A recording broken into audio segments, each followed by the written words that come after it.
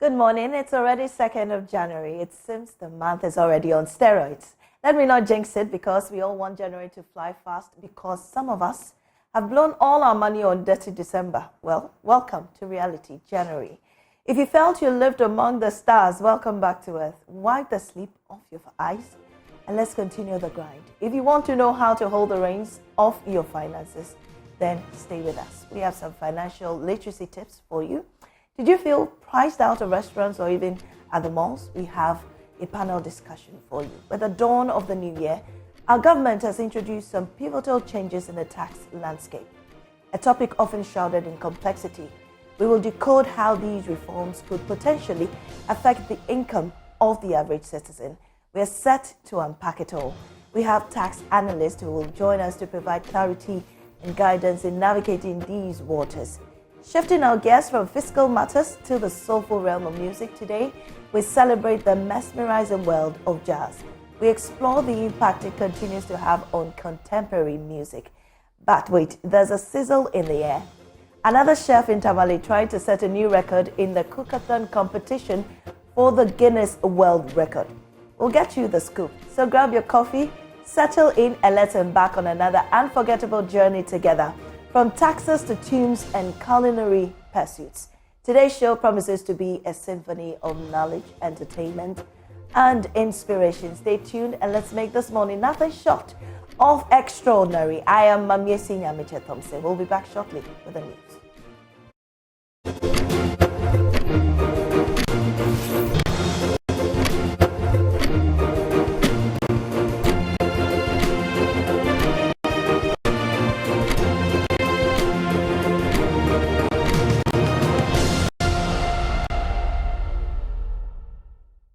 Welcome back. In our top story, the Ghana Revenue Authority has indicated that full implementation of 5 tax bills passed by Parliament did not take effect from 1st January 2024 as expected. Parliament last Friday passed 5 tax bills. Key among them is the VAT Amendment Bill, which may increase motor insurance by more than 30% from 2024, and the emission levy, which imposes another annual 100 Ghana cedi charge on petrol and diesel car owners. But Commissioner General Reverend Dr. Mishadai Owusu-Amwa says some conditions must be met first before enforcement. There's more in this report. Deep into the night, Friday, 22nd December, Parliament was busy. It has, by majority decision, passed a raft of new taxes set to take effect this new year, despite opposition from the NDC MPs. The VAT Amendment Bill imposes a value-added tax on insurance premiums, which will raise the cost from this new year. This bill also imposes a VAT on imported textbooks, erasers, and other stationery. On the positive side, however, this bill zero rates VAT on locally manufactured sanitary parts. Government says this will bring down the cost of sanitary parts on the market. The House also approved the emissions levy bill, again despite opposition from the NDC, which imposes a levy of 100 cedis on petrol and diesel vehicles. Describe these taxes as regressive and not well thought through. What sort of tax is this? It's regressive. It's regressive because the person using a motorbike should not pay the same tax to the person using Lexus NX570. The Speaker, so we should be careful what we are legislating on. They came and they were saying they were moving from taxation to production. Mr. Speaker, I thank God that I didn't die. Otherwise, if anybody had told me today we will be imposing taxes on Ghanaians under this government, I would have said the person is a liar. Mr. Speaker, the only hope for the people of Ghana is that the NDC or the minority this parliament at this moment in time that prevent the people of Ghana from further taxes and further hardships. And we are going to do exactly that. The majority side mounted a spirit difference. By 2030, combustion engines will be outlawed. Weapons we will not get those commercial parts to come up with those cars. And it will become extremely punitive, even more expensive to even bring such car parts. Our brothers of politics, they are pushing everything aside as if what is happening today has never occurred. Mr. Speaker, I never knew that taxing your own people to develop the same environment that will benefit the poor and everyone along the social stratification defines an alien economy. In the end, when it came down to a vote, the majority, the side with more numbers won, and the taxes were passed. The GPRTU said they may increase transport fares by up to 60% due to the emissions levy bill. Abbas Imoro speaks for the union. We are paying sanitation and pollution levy 10% on a liter. We are paying on this pollution. Then what another term they use emission, different terminology to tax and we've written to the speaker so that he presents it. We want to create awareness to our representatives in parliament that no, it should be exempted or it should be changed. In the letter, we indicated that if nothing is being done about it, we will increase welfare not less than 60%.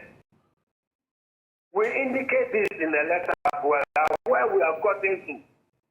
We are pleading with Parliament to do something about it.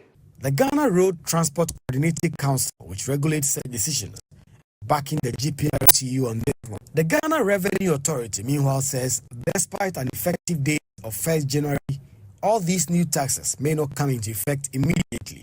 Reverend Dr. Usu is Commissioner General of the GRA.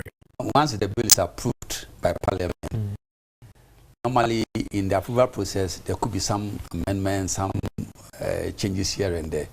And so even though our team have already started trying to put together the parties' notes and the processes, we cannot come out with it until the final bill is given to us. Then you will notice whether there are some changes. So once you notice that, you have to now go back and then finish it. So it's the interval between the time of approval and then there may be another week or two or whatever it takes for us to also finalize the necessary documentation around it. So the aim is to start from 1st January, but the practical, what we call it, the practicability, that's the word. Yes, is what actually finally determines. So once we get it, then we'll look at what we need to do. All these new taxes are expected to bring in close to 12 billion cedis into the government kitty. Our government seeks to meet IMF conditionalities. For Joy News, Kpano Asante.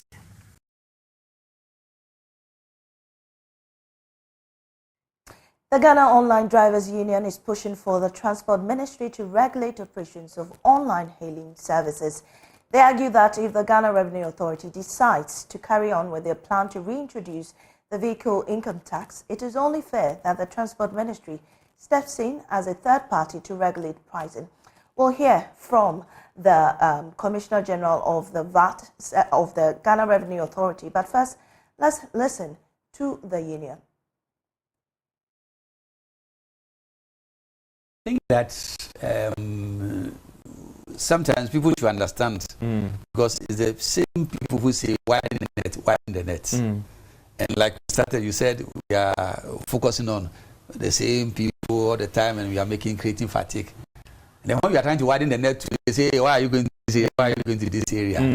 Because people are worried about the impact on the cost of living because these firms would definitely pass on these costs. So if without them, and you might be hitting your target, maybe let's excuse them.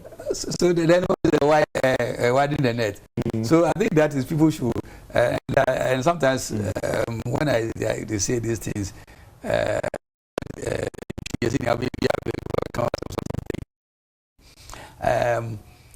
it's important that we deepen and widen the net. And if there are some... We were hoping that the GRA will actually engage us. Actually, like he said, he's now wiping up the net. So wiping up the net, before you go to someone's house to take something, at least you knock. You let the people know that you are coming in. Let there be a consultation, let there be a collaboration, let there be a teamwork. Put people on committee, put people on board. It can actually work. So we are hoping that the GRA will actually make things proper this year. Not only that, we are also hoping and praying that the Ministry of Transport to actually regulate the system. There will be a legislation that will make official, make it commercial. Because if it's not commercial, how can a GRA tax us? How can we pay? We're already paying a value-added tax, 21 since July 2023, and we think that the way things are going on in this country must be done and must be done right, so that everybody will be happy. Drivers are already paying too much. We are scared that the introduction of VAT will allow car owners to actually increase sales. Weekly sales, should they increase their sales? Already, our sister union, that is GPRTU, have threatened to increase fares of up to 60% or not less than 60%. Now, here we are now, because there's no regulation, nobody determines the pricing, the fare for Uber, Bolt, and Yango. Government must come in as a third party, as the referee, as the intermediary, and say, okay, I want to come in and then determine pricing of base fare. But because there's no regulation, there's a vacuum. So Uber is charging differently as low as 10 cedis, sometimes 12 cedis. We have to go on strike and demonstration before the increase. Issue is not fair. And so to us, when car owners increase our sales, our weekly sales, then we have no option and also at least go on a nationwide strike. And then two, we are going to charge our own fares. So like I'm saying, we have to look at everything logically, and then you request a car and the driver picks up, then there will be a negotiation with you and the driver. There will be bargaining. If the driver agrees, you also agree, the driver comes and pick you. We don't get there, and then unless of course the Uber, Bolt, and Yango have to block everybody. You have to block everybody in this country. I don't think they are ready to do that. So we expect that the government GRA should call for a meeting. The union must be present. That will represent the drivers, Uber, Bolt, and Yango, and the Ministry of Transport, all of us. So you heard Francis Kwekutenge, who is the chairman of the Ghana Online Drivers Union, and before that you heard from the Commissioner General of the GRA, Reverend Dr. Amishadai Owusu Amwa. Now, some young betting enthusiasts insist government's plan to collect a 10% withholding tax on their winnings is unthinkable and must be reconsidered. Government, in the last quarter of 2023, directed betting companies to implement the directive this year. However, some people who bet told my colleague Michael Ashali on New Year's Eve that it is not fair to tax their hard-earned money. The bet where they stake, you don't know where we get the money from. You don't say the system inside. Where there no day plenty like that. So that be what we stake. They do 1 2 1 2. But if you talk bet, you want to take the percentage. See, if you take one step, still we go stake the bet. So that one, you know. Say go add them, but go stop them, massa. We go stake with that. Unless you close the betting system, so I think the taxes is too much for us. Paying taxes is not offended; it's good. But if you're benefiting from what you are paying to the government, I think if government access to pay more, we can do it. Basically, we are paying the taxes day in day out, new tax, but you are not seeing the benefit of what you are paying. Will you be happy to pay the new tax? You should break it up. Let's call John, understand. So we agree on what the taxes are going to do for us. That one is not fair, because now you are cutting the bet to get something. Now you get something, they are going to take you tax inside. What about if the bet will chop you? The government will give you something. They will give you anything. So they will take you tax you where you chop the bet. If you will take tax, you for take tax from the people who are cutting the bet, who are the people who are operating the bet, the commercials. If you take the tax from them, not the person who cuts and chop where will take the tax from them. That one is not fair. See now, I don't know what to say because the country is already destroyed. It's a gamble. It's a gamble. Why somebody will cut gambling and chop there, you take the person who cut gambling there, you take tax from them. That one is not fair. Why me I go do my car, I go take my bet, I go chop, then you can't take percent. You take the percent, we make quiet, you start want to add again. No, you know good. You know good, then for stop. We don't benefit anything inside our tax in Africa here. Most Ghana, we have many things where then they put tax on it. It's normal. But no bet. Seriously, no good though. Because we like this, no. We don't know where we get the money from, where they come seek the bet for this side. So if they do, then they take tax, they kill us. So you go take 15 cedis, you go chop 15 cedis, and you go take 10%. How much you go take for this one bet inside? No good givers. So make Nanado do something about it. Vice President Dr. Mahmoud Bawumia has committed to peace as Ghana goes to the polls later this year. Speaking at the Action Chapel International Crossover Service, the NPP flag bearer urged all political actors to commit to resolving disputes through the courts. Here excerpts. I am here to say that as we enter 2024, this is going to be a year of a general election in Ghana. Ghana is a blessed country. We are the most peaceful country in West Africa and the second most peaceful country in Africa. We don't have to take it for granted. I believe that when you look at all our neighboring countries, you have a lot of turmoil, but Ghana seems to be an oasis of peace. But I don't think it has just happened by coincidence. I believe God has his hands on Ghana, and we should continue to pray to maintain our peace and stability in Ghana. So we may have differences politically, but the election should not result in any instability. In Ghana, when we have difficulties or disagreements over elections, we go to court and we settle the matter in court. You and I were not there, and we will settle it that way and go back and live peacefully. And this is how I expect the 2024 elections to go peacefully. But we have to pray. Papa, please remember the country in your prayers as we execute the 2024 election. I would say that Papa threw an open invitation for next year, and I am very hopeful that next year I will be here to give testimony for what you.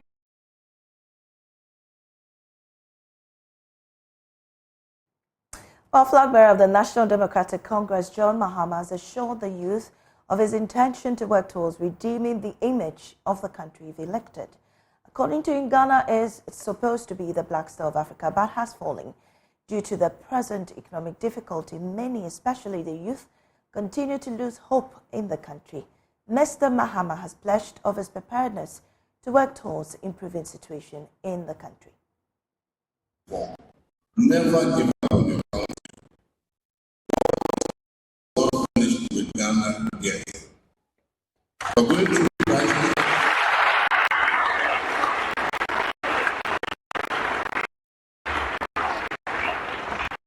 We're going through crisis, but he has not given up on us.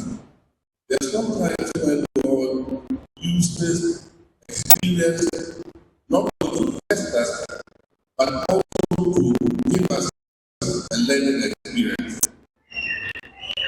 He could have taken his children from Egypt and sent them straight to Canaan. But why did he let them wander in the bush for 40 years and 40 nights? So that they would learn and appreciate Canaan and what we are laying down for them. So sometimes we go through tribulations, but it doesn't mean we must throw up our hands in despair and give up. Never, never, never, never give up. We must continue to battle, to work hard until we achieve that we set ourselves. And so this year, this year is 2024.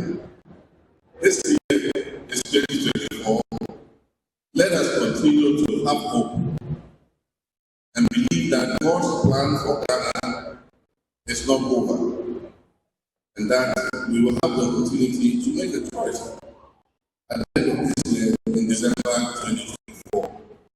And that God will prosper this country, and that this country will rise again. We're supposed to be the black star of Africa. Today, that black star has fallen on the ground.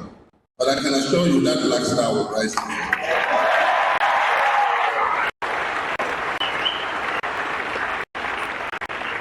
And I assure you that as long as some of us remain in politics and in leadership, we will give our all, we will work hard, we will do our best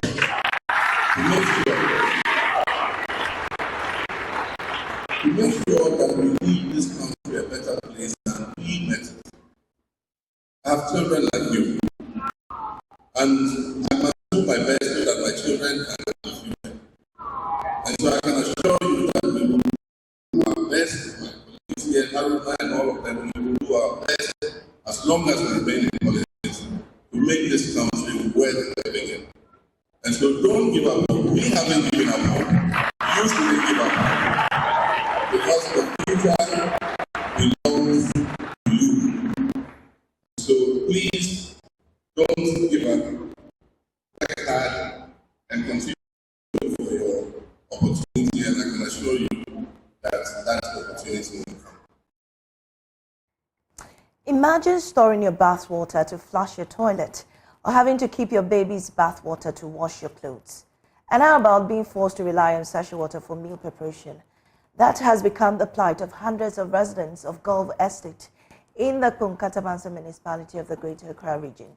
For 3 weeks, their taps have run dry, impacting their quality of life. There's more in this report. Scenes like these are common at Gulf City, the Kunkatabansa municipality of the Greater region, because their pipelines don't flow regularly. For weeks, residents have resorted to using bowls for bathing as a means of harvesting wastewater to flush their toilets. It is tough for us these days, so what we do is bath into bowls so that we can harvest the wastewater to flush our toilets. Both the elderly and kids now bath like that. Sometimes,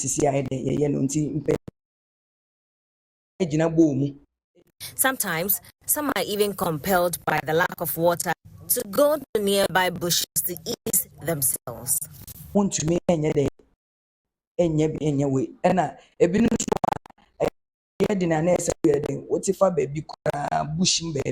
According to affected residents, although low water pressure has been a persistent issue in the area, it has worsened in the last 3 weeks. For Christmas, it has been one of the dull Christmas we've ever experienced for the past years, because we have passed through the festivity without water. For more than 2 weeks now, we haven't had water. It's been about 3 weeks actually. So you buy sachet water or you buy from the water tankers. That's what we do. This morning I had to use sachet water to bath. Okay, you ration water. If you need to do something, you are checking.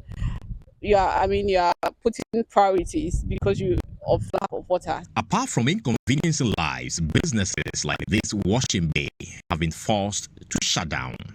It starts from the barrier to high tension. I've been talking about over 1,000 houses. My closest neighbor, who is the washing base woman, have closed his business within the Christmas festivity. There's no business, and you know that when there's no business in there, the workers are the people that are mostly affected, because throughout about 2 weeks now, the workers are not working. But what is the root cause of the problem? The pressure is down. So the only solution can solve the problem. We should get the 4 inches pipe. Residents believe the Ghana Water Company Limited must install new pipelines to permanently address the challenge. It will be very better if they lay new pipes for us. It will be very better and put us on a good line so that anytime they pump direct to our neighborhood. When contacted, the Tema Regional Communications Manager of the Ghana Water Company Limited, Samson Ampa, says the concerns will be investigated. We have just had the information. It has just come to our attention, actually. So quickly, my regional chief manager himself has directed a team headed by the regional decision manager as we speak now, so that they can go to the ground, they carry out investigation, and as soon as possible, we'll try to resolve the challenge there, and then customers over there can also enjoy some water. So we are assuring them that the issue has come to our attention, and investigation is being carried out, so as soon as possible, we'll be able to resolve the challenge there, and they can enjoy some water. Now, residents will have to enjoy the situation while hoping the utility company addresses their concerns. Carlos Caloni, Joy News, Gulf City. Now, death puts an end to all misery in the world. However, death can also leave families devastated in debt. My colleague Caleb Mensah has been speaking with funeral industry players who complain that it is no longer affordable to bury the dead.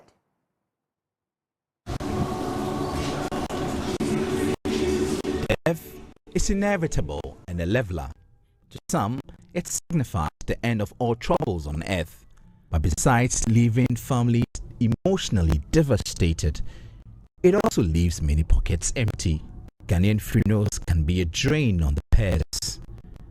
Becky Bosomke buried her father 2 weeks ago. To finalize the burial and funeral, she came to this conclusion. It's now expensive to die because recently my father died. I think we buried him 2 weeks ago, and looking at the expenses we have made, it's so much. The fees are many. Mortuary fees, undertaker fees, hearse fees, casket fees, and many more. Mortuary fee is so expensive. We paid a lot that I can't put the figure here though. But some of the mortuary fees, I think the government should do something about it. In the burial space, you have to pay for it. The cement and everything that you use for the burial is expensive. Ensa makes caskets for a living. Agrees with Becky. Indeed, skyrocketed. Daniel says all materials for making coffins have shot up.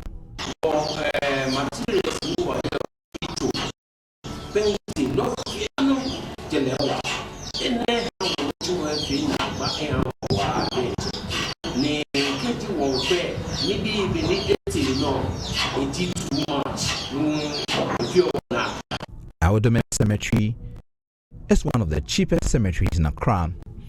Accra Metropolitan Assembly recently increased the burial fees from 600 to 1,000 cedis. I don't think it is expensive because 1,000 cedis that you pay, it goes with the space, not just only the space. There's taken.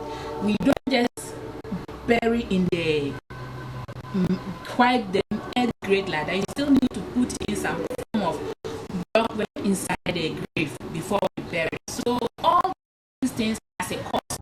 Florence Kuchi is the director at the Accra Public Health Department.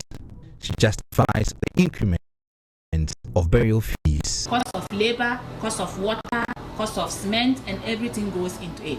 Depending on how also determine on the amount you are going to pay. So costly is relative. I can say that. Depending on where you are going to bury and the location that will determine that. But I can tell you, our cemetery is still the costless, the cost-effective place to bury in Accra.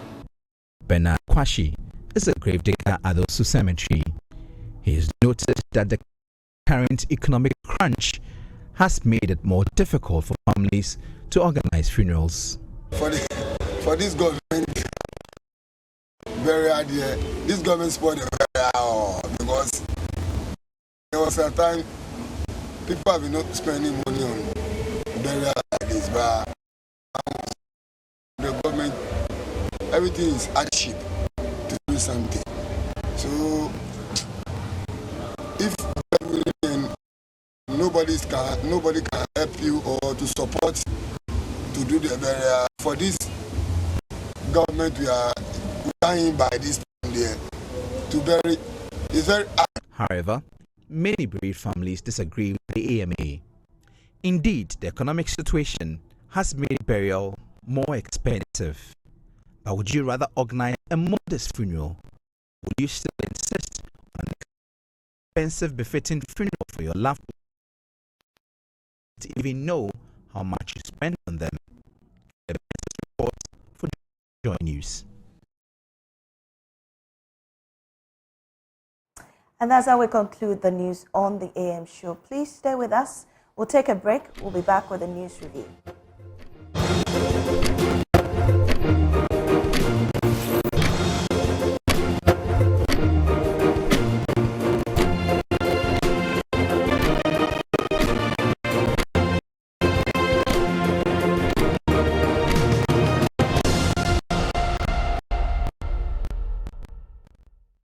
You're welcome back, and we begin the news review. And with me this morning is CEO of the Ghana Library Authority, Mr. Hayford Siao, and also the NPP aspirant for Nsawam Edwidjiri. You're welcome, Mr. Siao, to the AM show. Good morning, and thanks for the invitation. And we are delighted to have you. And it's interesting that you're the CEO of the Ghana Library Board, and you want to leave the library and go to Parliament? Thank you. Ghana Library Authority, of course, is doing as it's supposed to do for the people of Ghana. The mandate of the Ghana Library Authority, as we've known over the last 73 years, has been to be able to establish, maintain, manage, and equip public library. In doing so, we are trying to connect Ghanaians to relevant knowledge resources. That, of course, helps to uplift the knowledge of our people. And for 2023, it's been an exciting moment for the Ghana Library Authority, increasing the number of libraries across the country from just 107 at the beginning of the year to now 127 public libraries across the country, increasing the number of book stock on the shelves of public library from just 349,000 as at 2017 to now over 1.4 million books on the shelves of public libraries in Ghana, introducing a digital platform that has been curated with a lot of knowledge resources that for now, wherever you are located in the Republic of Ghana, within the geographical location of Ghana, you can actually download the Ghana Library app from Play Store, App Store, and of course, have access to content that we have curated on the platform. And these are some of the really relevant innovations that we've introduced to be able to make sure that even if we do not have a static library presence, the people of Ghana can have, through digital means, access to knowledge. So in practice, we've actually brought libraries into the bedrooms and halls and workplaces of the Ghanaian. And that's what really we aspire to do for the people of Ghana. Of course, going into 2024, which I believe you will probably want to know more about what our plans and strategies are, of course, to continue to make sure that we work as hard as possible to increase the number of people visiting the libraries in Ghana. Just about 6 years ago, we had only less than 400,000 people visiting public libraries in Ghana. Today, as at the end of last year, of 2023, we've managed to increase it to over 1.5 million people. Of course, for 2024, we aspire to do over 2 million. Interesting, Mr. Siao. If you would hear me out a little bit, I mean, I know you're aspiring to become the, go to Parliament. Already, you sound like you're on a campaign podium. But let's tone down a little bit. I just wanted to know, From you, let's talk about your aspirations. I mean, how has been 2023 for you? Not for the library. I mean, for you personally, how did you even enter into the new year? I haven't even wished you a happy new year yet. Happy new year to you this year. How's it been for you? And happy new year to you and your viewers. 2023. Good for me. It's been an exciting moment. Taking the decision to be part of the political processes, of course, publicly in Ghana, of course, going up to my constituency and getting the people to know that I am for them and I stand with them, talking to our polling station executives across the length and breadth of the constituency has been one of the really exciting moments for us, listening to their needs and also listening to aspiration and the transformation they want to see in the Salma constituency, and encouraging me, meeting the chiefs and encouraging me that, you know what, Hayford, we believe that you are the right choice for us to represent us in Parliament, to go out there and lobby for development, bring in investors that will create jobs for our people, which really should be the core work of just not sitting in Parliament and passing laws, but lobbying and bringing investors into the community so that our young people can get a lot of jobs to do. So I am really privileged for the opportunity that people of Nsawam Adwogyiri are giving to me to participate in the political processes on the ticket of the New Patriotic Party. I think we can delve right into it. So we'll be starting with our online portals. Obviously, we'll go to My Joy Online first. And I'd like to start with this story. New taxes, government has introduced new taxes, and it says that new taxes can lead to hardship. This is from a lecturer, a senior lecturer at the University of Cape Coast, Dr. Seyram Kawo, who is raising concerns. And this will actually lead our main discussions for today. But I want to hear your views on this. Dr. Seyram Kawo has raised concerns about the impact of the introduction of the new taxes on businesses and individuals. And according to him, although government intends to generate more revenue to develop the nation, citizens will be at the receiving end if the wrong tax measures are introduced. And this, he said, could potentially collapse many business. Mr. Siao, from your point of view, I'm sure you pay taxes. And you're also aware of the new taxes that government is bringing in. And first of all, I want to know how this is going to affect your income. Personally, I'm not too sure how introduction of new taxes is going to affect my income. I need to check. I need to first receive my first salary and see the effect of these new taxes on my personal income. But be as it may, Ghana cannot continue to develop on borrowing from outside the shores of this country. Ghana can be developed by the people of Ghana. A lot of us has expressed optimism about the Ghanaian being able to take control of their destiny and being able to transform our own country. We often criticize the invasion of our country by traders from outside our borders. And we have all been lamenting on the need for us to protect our country and develop our country. And so for me, one of the critical pillars of developing our country is to be able to gather as much taxes as possible. But you need to be able to understand how does a government increase its revenue without necessarily creating a burden or reducing the income or the disposable income of the citizen. And once we are able to analyze and we are able to understand that, indeed, the introduction of these taxes are really targeted at groups of people or groups of businesses, that does not necessarily affect the ordinary Ghanaian. Even if it does, what has been the safety net that has been created within the budget for these vulnerable population that might be hardly hit by the introduction of these new taxes? Of course, whatever the situation might be, what we all have to agree as citizens is that we cannot continue to borrow to develop our country. And that as Ghanaian, we must support our government to be able to mobilize as much resources from within.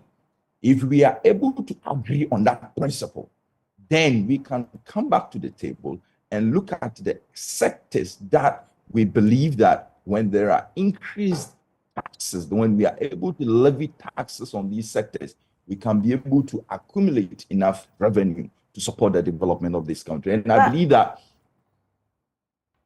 the government of Ghana, of course, does not intend to burden its citizens with unnecessary taxes. These taxes are targeted, and these taxes, we believe, should be supported by all Ghanaians.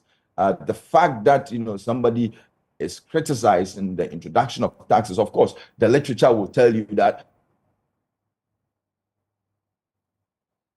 business to be able to expand or the introduction of taxes will reduce the disposable income of people and that they will not be able to spend. These are literature matters. But when it comes to practicality of the impact of generating revenue by government is able to invest in infrastructure. We are talking about schools under trees. But how does government fix those if it is not able to increase taxes?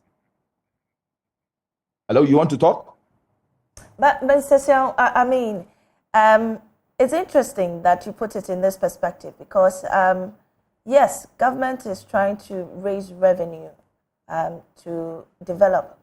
But the concern of the ordinary Ghanaian or citizen, like we've heard in the news before now, has been that the impact it has on us is very burdensome. However, it's still not going to develop or show the kind of development government has always been touting about. Don't you think that government is, pressuring the ordinary Ghanaian unnecessarily at this time, especially? I disagree with that analysis, and of course, you have to back those assertions with data. So if you are saying that the introduction of X tax will create a burden on the Ghanaian citizen, what has been the impact of previous tax regimes on citizens? Haven't we seen over the years an increase in the salary levels of people working in the public sector? Has it not been as a result of the fact that government has been able to leverage on the growing business environment and then be able to attract enough revenue by levying enough taxes on companies or corporations that are operating in Ghana? Just at the end of last year, we heard government of Ghana promising to increase the salary level of the Ghanaian. Where is government of Ghana going to be able to get the money to be able to pay the people who are working to make sure that the provision of public services and goods, proceeds and progress over the period of 2024? And so we must be able to put it in context. Unless you want to tell me that government should stop increasing salaries, because there is no way government will increase salaries if it is not able to increase revenue. If you go to the teachers of the Republic of Ghana, the soldiers, the police, the fire service, the prison service, the various companies and corporations that are really the machinery of government of the Republic of Ghana, go to them and tell them that, okay, government of Ghana is going to maintain your salary levels and that we are not going to be able to increase taxes because it will create a burden on the Ghanaian. Of course, they will be really alarmed because we all understand the situation that has engulfed this country over the last few years. We need to be able to make sure that we support wholeheartedly the government intention to be able to increase salary levels, and of course also support government to be able to raise the revenue, because you don't want to be borrowing money to pay your workers. I mean, we've heard teachers all the time talking about their allowances. I believe the teachers of Ghana are looking forward that government of Ghana will be able to pay off their arrears, will be able to pay off all the outstanding allowances that they deserve. And of course, they also want to increase their salary levels. Government can only be able to do that if it increases taxes. And I disagree that it is going to create a burden when taxes. If government decide not to increase taxes, the logical conclusion is that government, of course, will not be able to increase salary levels. It just works together. Okay. That's one of the variables that, of course, can help government in that respect. Well, away from taxes, let's head into some of the crossover services that happened on 31st night and the prophecy some of these men of God have been saying. Interestingly, I asked myself why God waits till the 31st of December to always prophesy about Ghana, especially about the economy. But let's listen to, or let me read this story on my drawing line saying that head pastor of Glorious Word Power Ministries International, Reverend Isaac Owusu-Bempah, has predicted a total shutdown in power in 2024 and wants all the sectors in the energy sector to sit up on their jobs. He made this declaration on the Watch Night service, despite the caution by the IGP, Dr. Kufuor, to men of God to avoid creating fear and panic. Also founder and leader of the Alive Chapel International, Archbishop Elisha Salifo Marco, also made his fair of prophecies. According to him, he is predicting a violent 2024 election, including a runoff and the death of 4 leaders and 4 pastors. And Nigel Gazy of the Prophetic Hill Chapel, founder, also declared the opposition NDC as winner for the 2024 general election. Mr. Siang, first of all, what do you make of men of God briefly, what do you make of men of God prophesying on 31st night, especially about the economy? And I mean, your views on the issues about the energy sector, the election, and also about Nigel Gazy saying that the NDC is going to win. Well, I'm a Christian and I believe in prophecy and I believe that God reveals to redeem. So the prophets or the men of God are just telling us what they are saying in 2024. And as a Christian, all you have to do is to pray about it so that God will intervene and that all that is being said might not happen. And so we as Christians, I mean, if you believe in prophecy and you believe that God reveals to redeem, then of course your assurance is that although these things have been said, if we pray about it, it will not happen. The issue of the energy sector, we all know the undisputable work that is being done by the sector minister, Dr. Matthew Poku Prempeh, and the CEOs at the energy ministry. I believe that as they are all, probably some of them are Christians and probably they might believe in prophecy.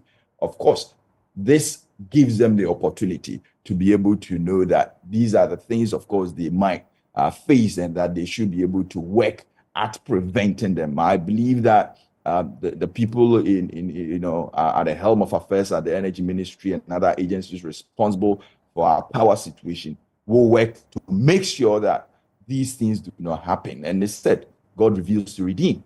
On the issue of election, every election cycle in Ghana, these types of prophecies have always come up. Violence have always been predicted. Runoff is likely to happen in 2024. It has always been predicted. So there's really nothing new when it comes to election prophecies. And one pastor declaring that this candidate will win, another declaring that this other candidate will win, and they're giving the caveat that you need to be able to do A, B, C, D so that these does not happen.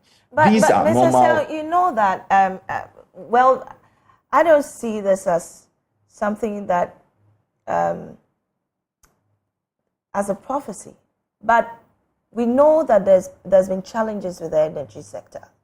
Even late last year into this year, there have been reports of power outages and whatnot, and some stakeholders in the power sector threatening, doom so. So was this really a prophecy? We saw are seeing this coming to pass. Of course, we've heard in the past of some of the power producers, threatening to shut down supplies and all of that. I mean, these are things that have been happening not only last year, it's been happening since Ghana expanded its sources of energy supply. I mean, we've always had, these power producers, threatening to shut, down production one way or the other. And so, yes, it is nothing new. But for me, somebody has made a prophecy. All we have to do is to make sure it does not happen. And as I've said, God reveals to redeem. And so whether it is prediction, whether it is prophecy, whether it is forecasting, the most important thing is that the Ghanaian want to wake up with their lights on. The Ghanaian want to wake up to go to work, making sure that a production can take place because there's enough power supply. Right. And all we need to do is to be able to encourage our sector players within the energy sector to be able to continue what they've been doing that has kept our light on. The prophecies, yes, they might come. Today is energy, tomorrow it will be education, the next it will be on defense of the country, the next moment it will be another thing. All we need to do is to be able to make sure that the right thing, the people at the helm of affairs, the people who are working within the energy sector continue to do whatever they are doing. Do you think the NDC will win in 2024? Of course not. Dr. Mahamadou Bawumia, the candidate of the New Patriotic Party, will win overwhelmingly, and not even at a runoff. He's going to win by a one-touch victory. The people of Ghana have seen the visionary leadership of His Excellency the Vice President over the last almost 8 years of assisting His Excellency the President and Dankwa Akufo-Addo to manage this country. Look at where we are as a country, the infrastructure development that we've seen in the country, the unprecedented access that has been created for junior high school students across the country. Look at now the difficulty people have in getting house helps, all because His Excellency the President, with the support of Dr. Mahamadou Bawumia, has been able to increase access to secondary education. Look at now the transparency with the scholarship processes. Look at Get Fund providing enough scholarship for people to go to take up undergraduate studies. Look at the scholarship secretariat, what they are doing to be able to encourage and motivate and get a lot more people into accessing tertiary education. Look at the gross tertiary enrollment ratio that we inherited. Look at where we are now and where we are heading towards. I mean, these are fantastic, programs that have all helped in developing our country. And I believe that the people of Ghana are looking at the digital transformational leadership of His Excellency the Vice President. Now look, you can sit at the comfort of your home, pay for your electricity bill. You can sit at the comfort of your home or read books from the Ghana Library app. Look at the fact that you can be able to transfer money from your mobile account to your bank account, your mobile account. These are really transformational initiatives that I believe the people of Ghana are looking forward to support His Excellency the Vice President to continue doing for. Well, let's move away from that. And the National Executive Committee of the Technical University Senior Administrators Association of Ghana, TUSAC, has declared a nationwide strike effective Monday, January 8, 2024.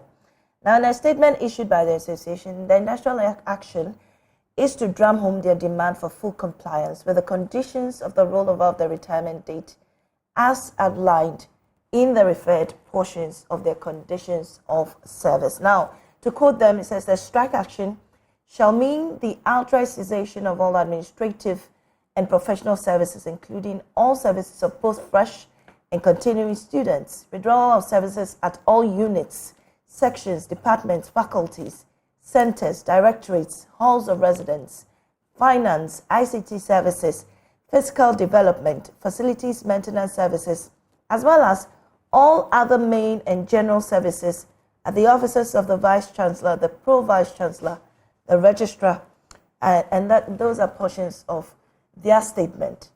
What do you make of this action to be taken by TUSAC? I think it's quite unfortunate to experience any form of strike by any group of people in the Republic of Ghana, because it undermines the very system that we've created to be able to support the education of our young ones in our technical universities. And I believe that the leadership of the Ministry of Education will be able to sit around a table with this group of people, so that the issues that they are raising and what they are looking or they are aspiring to achieve with respect to the implementation of some key components of their conditions of service are really done. I mean, they are Ghanaian citizens who are also working to develop this country. And I believe that the leadership of the Ministry of Education, of course, Ghana Tertiary Education Commission, which I believe this technical universities falls under, will be up and doing with respect to engaging these stakeholders. We do not want to have this situation, especially entering into an election cycle where you create agitations within the labor front. And I believe that just as with from 2017 to 2020, the education front was very robust, very quiet. All issues that came up were quickly dealt with. We are trusting that in this last year of Excellency the President's reign, we do not see these agitations within the labor front.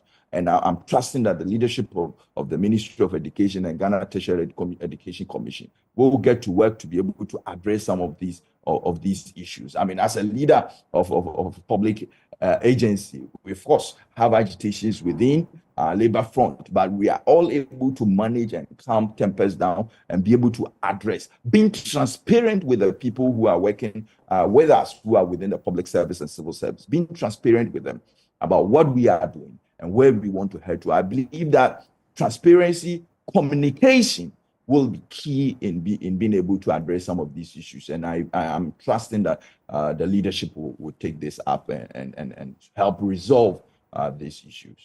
Right, Mr. Siawo, let's move on to the graphic online now. And you know, the Black Stars coach has named his 27-man squad for AFCON 2023. I want to hear your thoughts about that. He has revealed that the squad for 2023 in Cote d'Ivoire were notable exclusions, including Arsenal star Thomas Partey. And the official squad announced on Monday confirmed that key players like Abdul Fattah Issahaku and Abdul Babarahman will also miss the tournament. What do you make of this squad? Well, I'm really not a football fan. That's interesting. I'm more into table tennis fan. Oh, okay. But I mean, I've seen the 20-man AFCON squad that has been named, and I'm looking forward, of course, that all that Ghanaians care for is that we win a cap. No matter the stature of the players you lined up, if they do not help us to be able to win a cap and be able to create that excitement within the Ghanaian population, we all see our investment is going down the drain, and we believe that our brothers and sisters at the Ghana Football Association and managing all our teams will be up and doing and be able to win some trophies for Ghana. You can have the best of players playing for all the teams in the world. But are you confident? Are you confident in the current Black Stars team? Per their performance lately. Of course, as a Ghanaian, I believe and trust in the performance of our Black Stars. I know that they can be able to deliver. They probably, we have some of the top players. Playing around the world, we have very good players, and I'm trusting that with the solid players, individual skills sets that we have, if we have the right technical support, that is able to combine and be able to utilize and be able to align them properly, position them properly, be able to guide them properly. Of course, our team will probably be the best in Africa, and I'm trusting that, I have absolute trust and confidence in our team, and I'm hoping that they can be able to win us some cups. At the end of the day, their goal is to win us a cup, and it's not how good a player is. And so if you are able to work, if our coaches are able to bring these very talented human resources together, be able to manage them appropriately, be able to assign them their right position, be able to make the right substitute at the right time, I trust that we can be able to win some cups for the people of Ghana. Well, talking about the coach, Chris Hilton has been on for some time. Do you think he's the man to bring back the shine for the Black Stars? Well, I'm having been so much impressed with his performance, but we can, of course, look into how he's going to perform at the AFCON. I mean, is he able to prove himself? Then, of course, I'll be one of the people supporting him to retain his job. But I think he sees this as his last opportunity, and I'm trusting that he will live up to expectation. I mean, Ghanaians have so much hope and believe in him. We hope that this tournament he will be able to prove the seemingly doubts that is, running its head, in the discourse of his performance. And so I'm hoping that things will work out for him and the team at the upcoming tournament. Interesting submissions there. Now let's go to the BBC. And there's an earthquake in Japan. The number of deaths is now at 30. And then the Japan Prime Minister, Fumio Kishida, says the quake has caused numerous casualties and extensive damage, which is really sad news in Japan. But let me ask you, referring the situation to Ghana, if something of the sort happens here, do you think we are prepared? Well, looking at the magnitude of the earthquake that has happened in Japan and the number of deaths, what it tells us as a country is that Japan probably have some really robust housing system in place. Because if you look at the magnitude and the number of deaths being recorded, that's really, really striking. And we in as much as we sympathize with the people of Japan, we also admire their ability to be able to foresee some of these happenings and being able to put in an engineering system that has guided their development of infrastructure in their country. And for which reason, though at this high magnitude, the death toll seems to be quite low. Coming back home in Ghana, I think one of the key institutions that really we need to be able to strengthen its supervision on the housing system is within the municipal authorities. Our planning officers and our planning engineers who supervise, the construction and, give out permit for the construction of various structures across the country. I mean, you have seen or you've been driving stop work, produce permit. What it means is that there are constructions that are going on across the country without people even having the right permits in the first place. And it's a worrying trend. I mean, we are blessed as a country that for many years we've not really experienced a very high magnitude of any type of earthquake. I mean, we've had a few tremors here and there, but be as it may, as a country, we need to be able to make sure that our building regulations are really enforced, permit, and also scrutinizing the types of materials and the type of resources that are being combined to undertake various construction processes. I mean, because earthquake in itself, does not kill a lot of people, but it's the structures, the buildings that hit on people that kills them. And so mostly that's where the number of tolls is really worrying. And I'm believing that if the right systems are put in place, I mean, it's been many years, of not following building regulations in our country. And should we experience, of course, we do not pray for any of such thing to happen to our motherland, but should it happen, the question is, are we prepared? Our emergency response, how is it? How is our NADMO? How well is it equipped to be able to handle the aftermath of any type of earthquake? And I believe that as a country, as we grow, these are really critical things we need to be looking at. Our systems, those in charge of monitoring, and engaging and giving us report on various tremors and that are happening on the surface of our land. What are they up to date with the right instrument to be able to feedback the citizens and also help us in our preparation? I mean, there's been some warnings to citizens of Ghana of locations that questions are taking place, and we believe that these should really be taken serious, because these, of course, will be the high hit areas should we experience such unfortunate incidents. Right. Grateful your time, Mr. Hayford Siang, who is the CEO of the Ghana Library Authority. and also the NPP aspirant for Insawam Edreji. But before you go, any message for your constituents? My message to the people of Nsawam Edreji, and of course the polling station executives who are really the owners of our political party, is that Hefo is coming to remove intimidation and fear from the Nsawam Edreji constituency. Hefo is the candidate to increase our vote for His Excellency the President, His Excellency the Vice President, and His Excellency the Vice President Dr. Mahmoud Bawumia, who is the candidate of the MPP. I am promising that Dr. Mahmoud Bawumia can win by a margin of 10,000 votes in Nsawam Edreji. And if we vote for Hefo will also be able to increase our vote experience in the parliamentary election.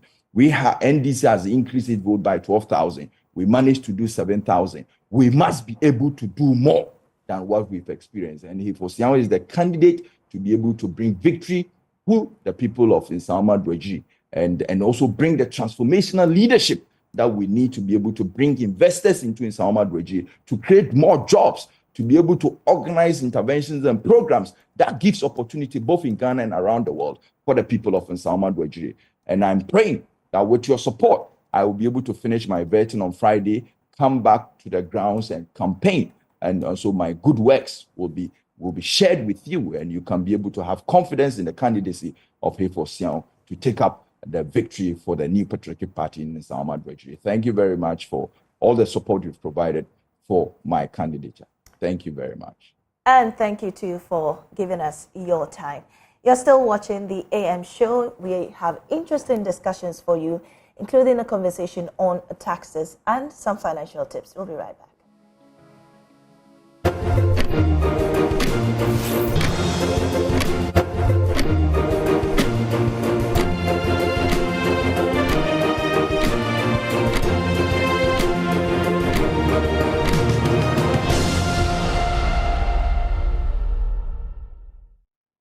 Welcome back.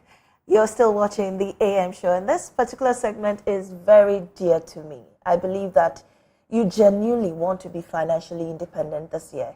You've been putting this on your yearly resolution, but you keep failing, including me. Well, today we begin the journey to financial independence, and as we speak, the December salary has been dissipated. Is there hope for you?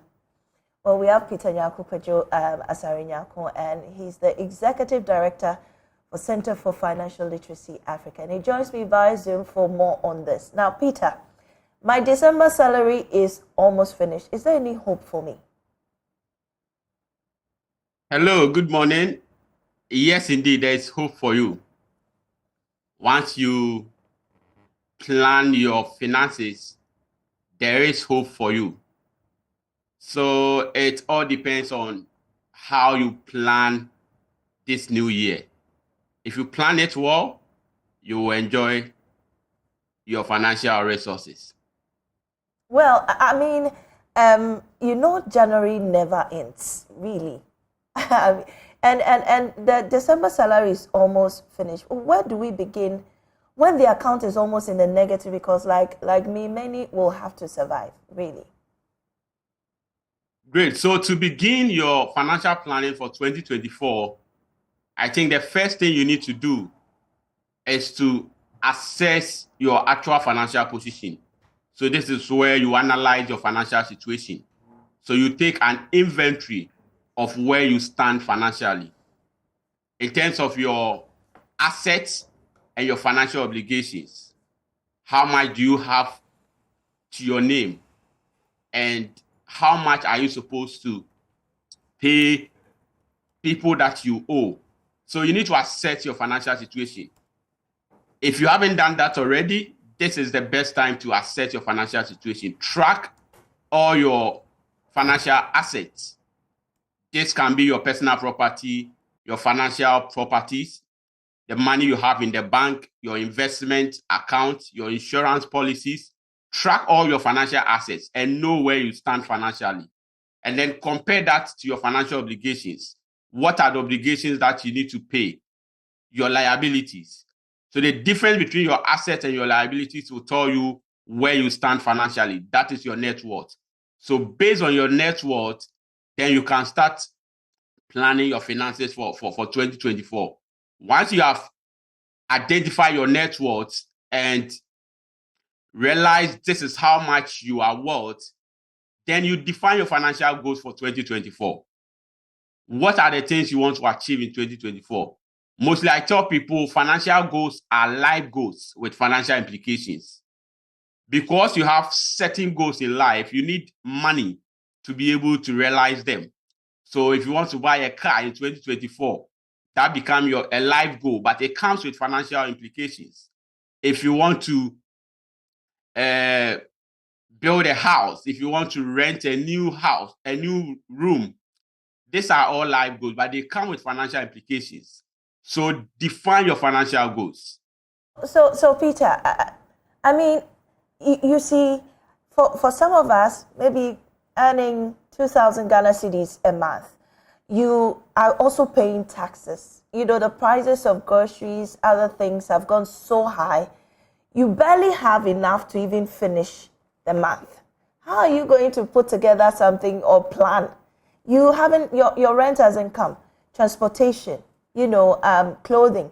With this little amount of money, you're also having to buy food. So how do you plan this? I mean, with this very, very little money. Sure. So with this is where you do your budgeting. So once you have defined your financial goals for the year, now you have to put a budget in place. So a budget is telling your money where to go instead of wondering where your money went. So with budgeting, you have to estimate all your income for the year. So if you know you earn 2,000 Ghana cedis for a month, calculate that for the 12th month. So this is where your money will be coming from. Every month I earn 2,000 Ghana cedis.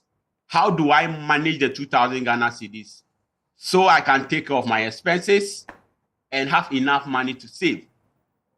So once you have tracked your income, then you need to also budget for your expenses. So this is where you find out how much you spend on transport, how much you spend on food, entertainment, and all the things that you want to spend money on. You need to estimate that. So once you do that, you will know where your money will be coming from, and you will know where your money will be going. Then compare your expenditure with your income. And if you realize your expenditure is higher than your income, this is where you focus on your needs. So mostly we spend money on things that are not our need. Your needs are the things you need so your life can move on. They are the things that matter in your life. Right. You need to focus on spending your money on your needs first before you even look at the other aspect, your wants. So once you focus on your needs and still you don't have enough money to cover your needs, this is where you either increase your income or you cut down on some of the expenditure that you are making. Right. In your opinion, what habits should people avoid if they want to be financially stable or independent? Come again.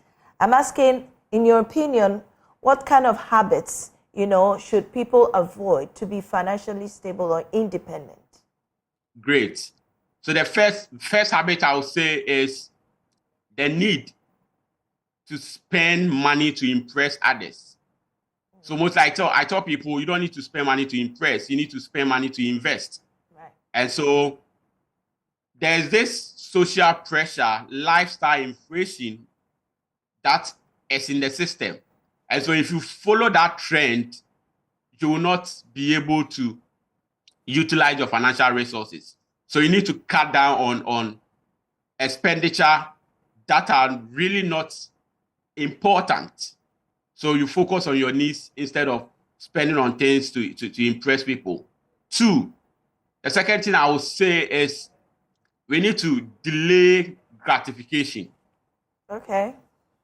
The need for urgent spending sometimes also put people in financial struggle. The need for impulse buying. So you are walking in town, you see something, the thing is nice. At that moment, you just want to buy it. You need to pause for a while. Which we do a lot. The ladies, we do that a lot. So. You see, I tell people anytime you want to make a purchase, you need to pause for a while. And when you take pause, we have P. So the first thing is your priority. The thing that you are buying, is it on your priority list? Is it in your budget? So you need to ask yourself, anything you want to buy, make sure it is part of your priority list. The second thing is for you to look at the affordability. So the A is affordability. Is it something that you can pay cash for? If you're buying something and you can't pay cash for it, then you need to think about it twice. So look at the affordability. Can I pay cash for it? Then look at the usability, the U. Is it something I'll use often? Sometimes you buy something and when you get home, you'll be like, I shouldn't have bought this. Okay. So ask yourself if it's something that you can use often.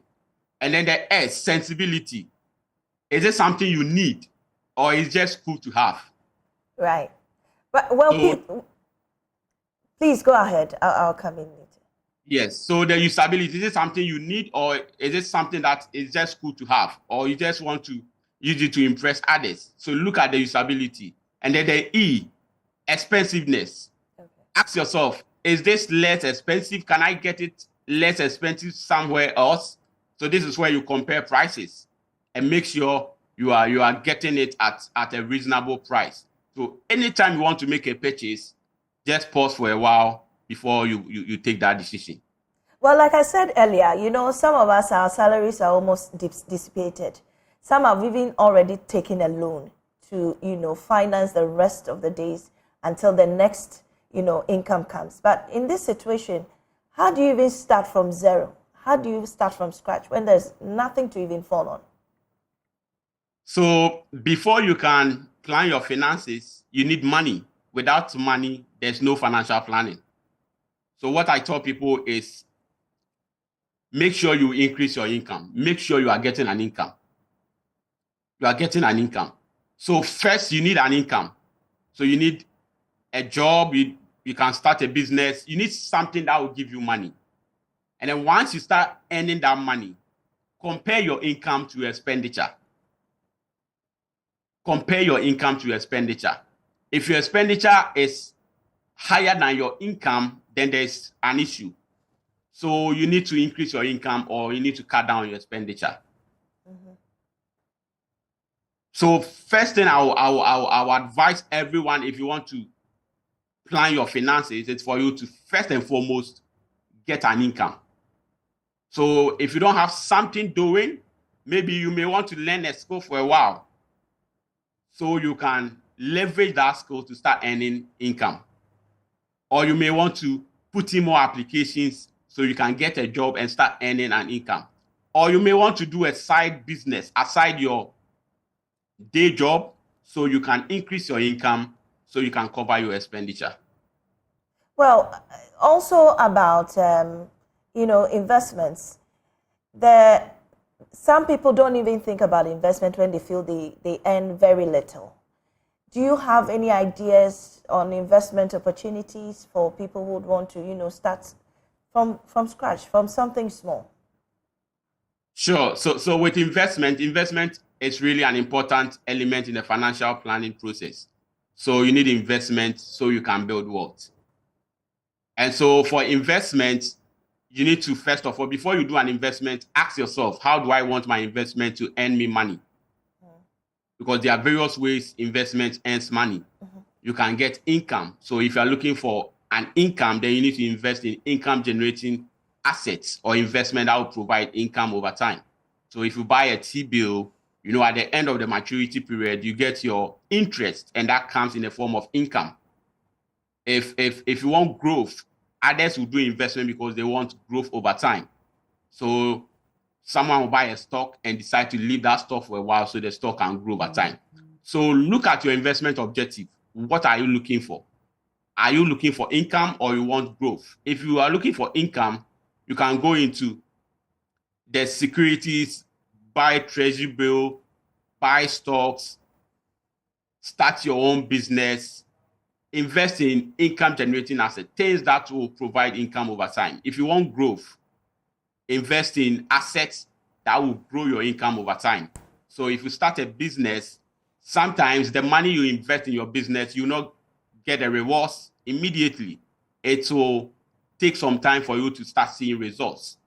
If you invest in, let's say, agribusiness, you will have to wait for a while for your money to grow over time. And so the investment objective is very key. The investment objective is very key. Knowing what you want before you put your money to risk is really an important aspect. There are so many areas where you can invest your money. You can start your own business. You can invest in securities. You can invest in money market instruments. You can even go into real estate.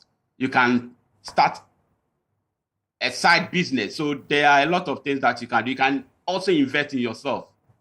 So your value will increase over time. So that is something small I can say about investment for now. Well, Peter, before you go, I want to know whether, how do you remain accountable to yourself when you're spending? Because sometimes it's quite difficult to stick to a plan. You know, if you don't get anybody guiding you, pushing you, how do you remain accountable? Great. So there are financial advisors, financial coaches in the system. You can get an accountability partner. It could be your friend, someone who will always check up on you. So with a new year, I think one thing a lot of people need to do is to get accountability partners. It can be with your spouse. It can be with your friends. You can also get a financial coach. And I am always available to be your accountability partner if you need someone to put you on track so that can help your financial decisions in 2024. Right. Any more advice for the people out there? I mean, I'm very particular about those who of us in the very low income bracket. You know, it feels, yeah, this is very nice. You're saying it easily, but how realistic can we take up these actions? You know, for very low income people, some even earn as less as 500 cedis a month. Yeah. So what I would say is, first, like I said, you need to know your income level. So know your income level. Always make sure you compare your income with your expenditure. And if your expenditure is way higher than your income, maybe you need to stop doing certain things. Maybe you need to, if your room or your rent is way higher, you need to move to a less expensive apartment so you can always balance your income and your expenditure. And also one thing I would say is it is not about how much you make. It is how well you are able to manage your money. And so even if you are making 500 Ghana cedis a month, you can still manage your way and live on that by limiting your expenditure. And one thing I will also say is that let's make savings a habit. Let's make savings a habit. How do you make savings a habit? Make sure savings is part of your expenditure. So before you do any expenditure, make sure you have taken your savings out. So pay yourself first. 2024, be intentional that any money I get, I will pay myself first. So if you get 100 Ghana cedis, make sure 10 Ghana cedis will go into savings. If you get 500 Ghana cedis, make sure 50 Ghana cedis is going into savings. So be intentional about it and tell yourself in 2024, any money I get, I will pay myself first. At least 10% of my income will go into savings, and that will help you to maneuver your way when the going gets tough. Thank you so much, Peter Asarinyako. You have no idea how helpful these insights have been, and we're grateful for your time with us on the AM show. Peter Asarinyako is the Executive Director, Center for Financial Literacy, Africa, and this takes us to the sports segment.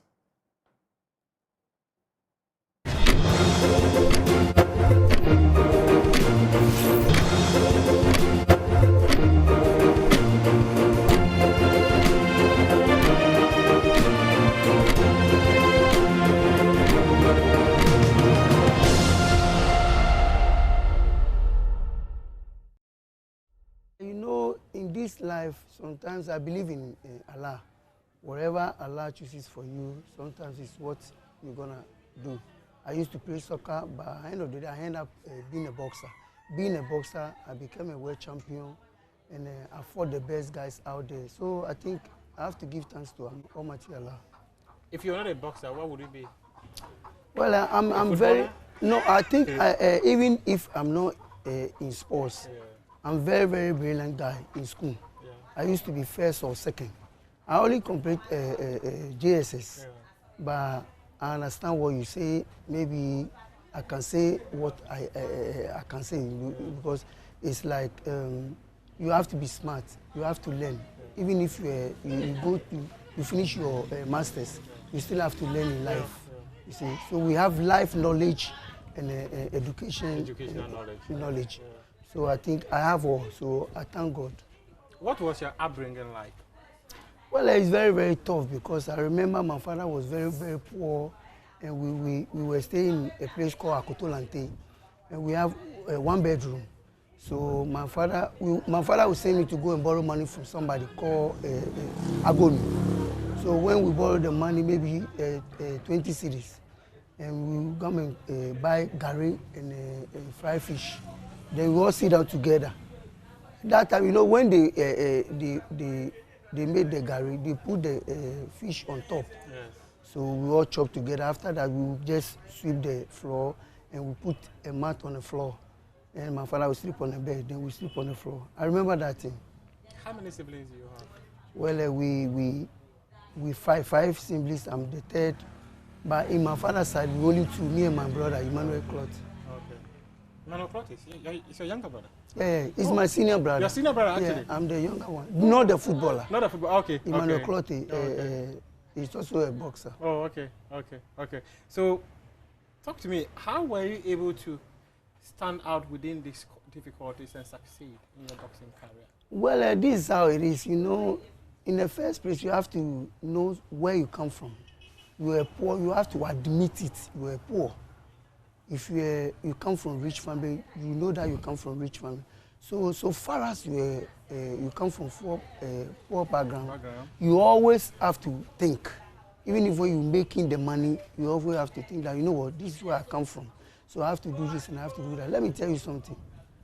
When I fought with Manny Pacquiao, I made the money that I make. You know, it was all about this percentage thing. Or whatever that I make. I remember when I was coming from US, after the fight, I was coming from US. I have almost like $170,000 on me, but I was sitting in economy class. See, I did not buy business or kind of that. So it's because I know where I come from. When I make the money I bought houses in East Legon, because you have to know where you come from. You know? Everybody, when you started making that kind of money or started fighting good and you started becoming more popular, the women, they're always going to be there. But you have to do whatever you do in a wise way, you see. So sometimes it's about you, you know. I'm still fine and I'm still good, but I'm still living around Bukum. Because you grew up in Bukum, so definitely that's your place. So what motivates you? Well, what motivates me sometimes, I feel like I have to make it, you know. It's not about that. I wasn't thinking about the money, but I wanted to make it, you know, because I dropped out from school. So me being a boxer, I have to make sure that I become a world champion. Because if I don't be a world champion, that means I failed the whole Joshua Clottey. But drop out from school, becoming a boxing world champion, is more or less like a master degree. Yeah. So I never feel ashamed of dropping from school. Why did you drop out of school? Well, because I was very, very good in amateur. The guys were there, Achu was there, Joshua Nkrumah was there, Tijani was there. I beat all of them in amateur. I was very, very, like 15 years. Yeah. And I was beating them. So I got a chance of entering into the national team, the Black Bombers. And they said we will travel to Nigeria for IBA game. So I weighed the games and the school. The school, I'm paying school fees. And my father even don't have money to pay the school fees. And sometimes it's very, very hard. And this going to the me going to the games, I'll make $24. So I realized $24 is huge. And around that time? Yeah, that was 1993. That's some huge money. Huge money. So I said, you know, school, go wait for me, I'll come. So I went to the IBA games. I won bronze. When I won bronze, then we came back to Ghana and we went to Sierra Leone. We fought one of their president, Strasser. Yeah. The former president called us there. We went there, we fought. I won gold medal. So I realized that, you know what, let me forget about the school. So I started concentrating on boxing. It works. But I could have combined the school and then the boxing. Well, no, I will not do that. Because, listen, I used to do that around, you know, after the school, I put my uniform in my pocket. Oh, okay. So I ran from Awusagom to the gym, Bukum. So it's like that. But when I travel to IBA games in Nigeria, I realized that no, let's go off. What did your father say? Well, poor father. So far as I'm just doing good in boxing. The thing is, I beat the guys. Those that they are in the team before I came, I beat all of them in the team. So it was like let the boy fight because he's doing very well, Mr. Rukwaku.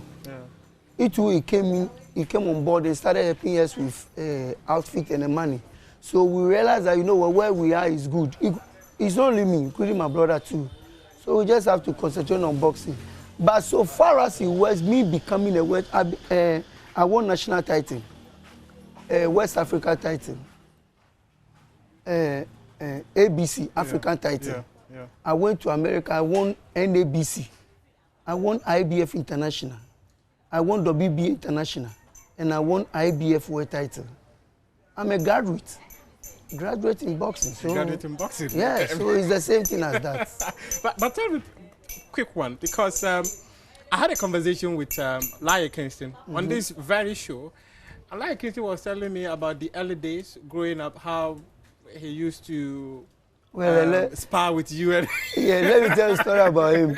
You know, I'm not sure Laia Kingston knows about what I'm going to say. But he was the one that motivated me that I started building a house. Wow. Yeah, because, you know, there was a time we were standing at the high street. Okay. And he said, oh, he's going to a site. And he wanted to buy KK to take it to the site and give it to the guys that they're working for. Yes. I felt like, wow, this guy really said something. So I started thinking, wow, the guy said he's going to a site. It makes good, you know, going to a site. That means he's building a house. Yeah. So when I fought with Margarito, I make, the fight was $100,000. They took whatever they have to take. I got $57,000. The only thing that is in my mind. It means that $43,000 went to other expenses. Yeah, the 10% goes to the trainer, 33% to the manager. So the 57, the only thing in my mind is to build the house, go to sites because of what like say. So I think I left $10,000 in my account in US. I brought the rest to Ghana. I bought a land in one guy called Salenko. I bought the land. It was almost more or less like a 2 plot, but it wasn't complete 2 plots. I bought the land 100 million. Like 10,000. Yes. So when I bought the land, I started building. I gave one guy called he's a contractor. I forget his name. I called him that, you know what? I have 500 million old currency. I wanted to build a house, and the guy said, okay, you charge me $500,000, 500 million for the whole building. House. Okay. So I said, okay, in that case, I have 300 million. I'll give it to you. So I will top you up the 200 million later. Okay. So I gave the 300 million to him. He started building the house for me. I was so happy that I started building a house. I'll go to the site. You're going to move away from 1 bedroom with the exactly the your thing. own house. I can imagine. So I was very happy. Even that thing came to when I was HBO was making some video of me. They came to Ghana. They were putting together a documentary of you. A documentary of me. They put the house in their documentary because I was building a house. So I was very, very happy that I was doing it. And then at the end of the day, when they have got to a certain level, I did not get it because I lost to Margarito. Yeah. So it's kind of hard.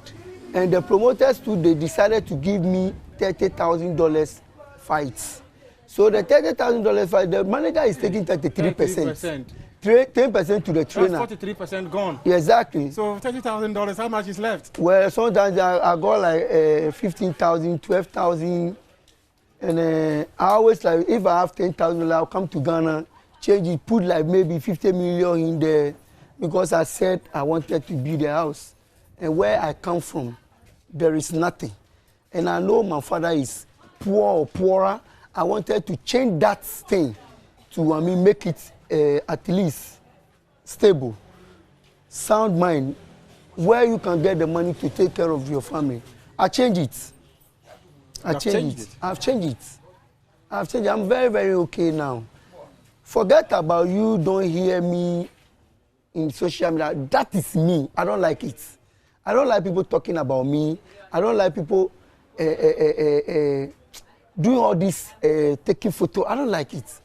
I felt like I wanted to, get money to eat, take care of my family, and but stay in a humble life, in a easy place. Because you're from a humble home. Is that? I say you're from a humble home. You're from a humble beginning. So exactly. You have to remain humble no matter where you get to. Mm-hmm. Some people, they don't. You can't ship a woman from US or maybe Italy, London to Ghana because of just, sorry to have used that word, sex. If you're doing that, your money will not stay. That is one thing that makes sportsmen go broke. When you're doing those things, did anything like that? No, I don't do those things. I don't do that thing. I don't even ship you from Kumasi to Accra because of one sex. You're very loyal to the Jamestown girls, isn't it? No, not really. Trust me. Trust me. Somebody wanted me to write a book. Yes, and which is very critical. I was actually even going to ask that. I don't want to write it because all those things, controversies and all kind of that, answering the questions and all kind of that, I'm a type of a person who don't want to answer a question. I wanted to be in where I'll feel comfortable. When you write a book, there are so many celebrities that I have dated. So when you write a book and women are all kind of going to come in, they mention what going to be. But Joshua, just a quick one. You decide the story to tell, right? Mm-hmm. Now, you're telling me about your background. It's not every single information you give to me. There's certain information you feel that no, because there are certain things that you will go to your grave with. So if you're writing a book, it's not everything you put in that book. But somebody will never going to write you because so that's when you are like I fought with Manny Pacquiao. Yeah. Right. I'll come to that man. And I fought with Manny Pacquiao. 13 years I'm getting now. But it will be surprised that 2023 I bought a Range Rover Velar because I am smart. Because I feel like where I live is very, very comfortable. So people will definitely gonna ask you why people that you have mingled with, you have to, what happened? And you're still standing. And I fought only 2 fights. Only 2 fights to make money. 2? Only 2 fights. Out of almost 57 2 fights. 2 fights that we're talking about money, only 2 fights. Miguel Cotto and Manny Pacquiao. And even that. What about the other fights? It's only 47. Almost that is like $80,000, $100,000. $10,000, $20,000. Oh, $30,000. And they're taking 33%, 10% to the trainer, paying tax in America. So at the end of the day, you pay the second trainer, you pay Cartman. But Cotto fight was $750,000. Margarito Pacquiao fight was 1.350 and a pay-per-view. You see, so everything, almost like more than 50% went, but I'm still living. Because the way I'm living a humble life. It's not about this celebrity thing and all kind of that. It doesn't, to me, I don't believe in those things. I think Lai Kinsey has made a really great impact in your life. I know one day he was also speaking so well of you. He spoke about how the two of you were... We used to be very, very good friends. Yeah, he mentioned it, actually. This very show that I'm talking about, that I had like him saying he was talking about how he was sparring with you when you were growing up as kids and all that. Yeah. Were you a street fighter too? He said he was a street fighter. Yeah. If not... He said, Jamestown, if you don't fight, you will not survive. Yeah. That's how Buko is. About fighting all of... That's, even if you go there right now, 6 years, 5 years, they fight each other. That's how the neighborhood is. You see, so... If not because of boxing, I can fight. Street fights. Boxing has humbled you? Yeah, boxing has humbled me. And the last time that I threw my hand on somebody, because the person hit me first, I won him. He hit me again. I realized that we in football, he hit me again because we used to pray a lot. He hit me for the third time. So when he hit me first one, I won. The second time I won. Then the third one, when he hit me, the second one, when he hit me, I come up, I hit me a little bit. That was the first time in my life. And what happened? And what happened to that little bit? Well, the little bit maybe it make you learn. I don't know what happened, but it make you learn because at the end of the day, you don't do that. You're a professional fighter. Yeah, but he hit me, we playing soccer. And he hit my face, and I warned him, stop that thing. I'm older than you, and we are not on the same level. So if I'm playing soccer with you and you hit me next time, you won't gonna get it free. And we play Abuko, and he hit me again. So I realized that he don't respect. He doesn't respect, yeah. And he's gonna hit me third time. So I retaliate.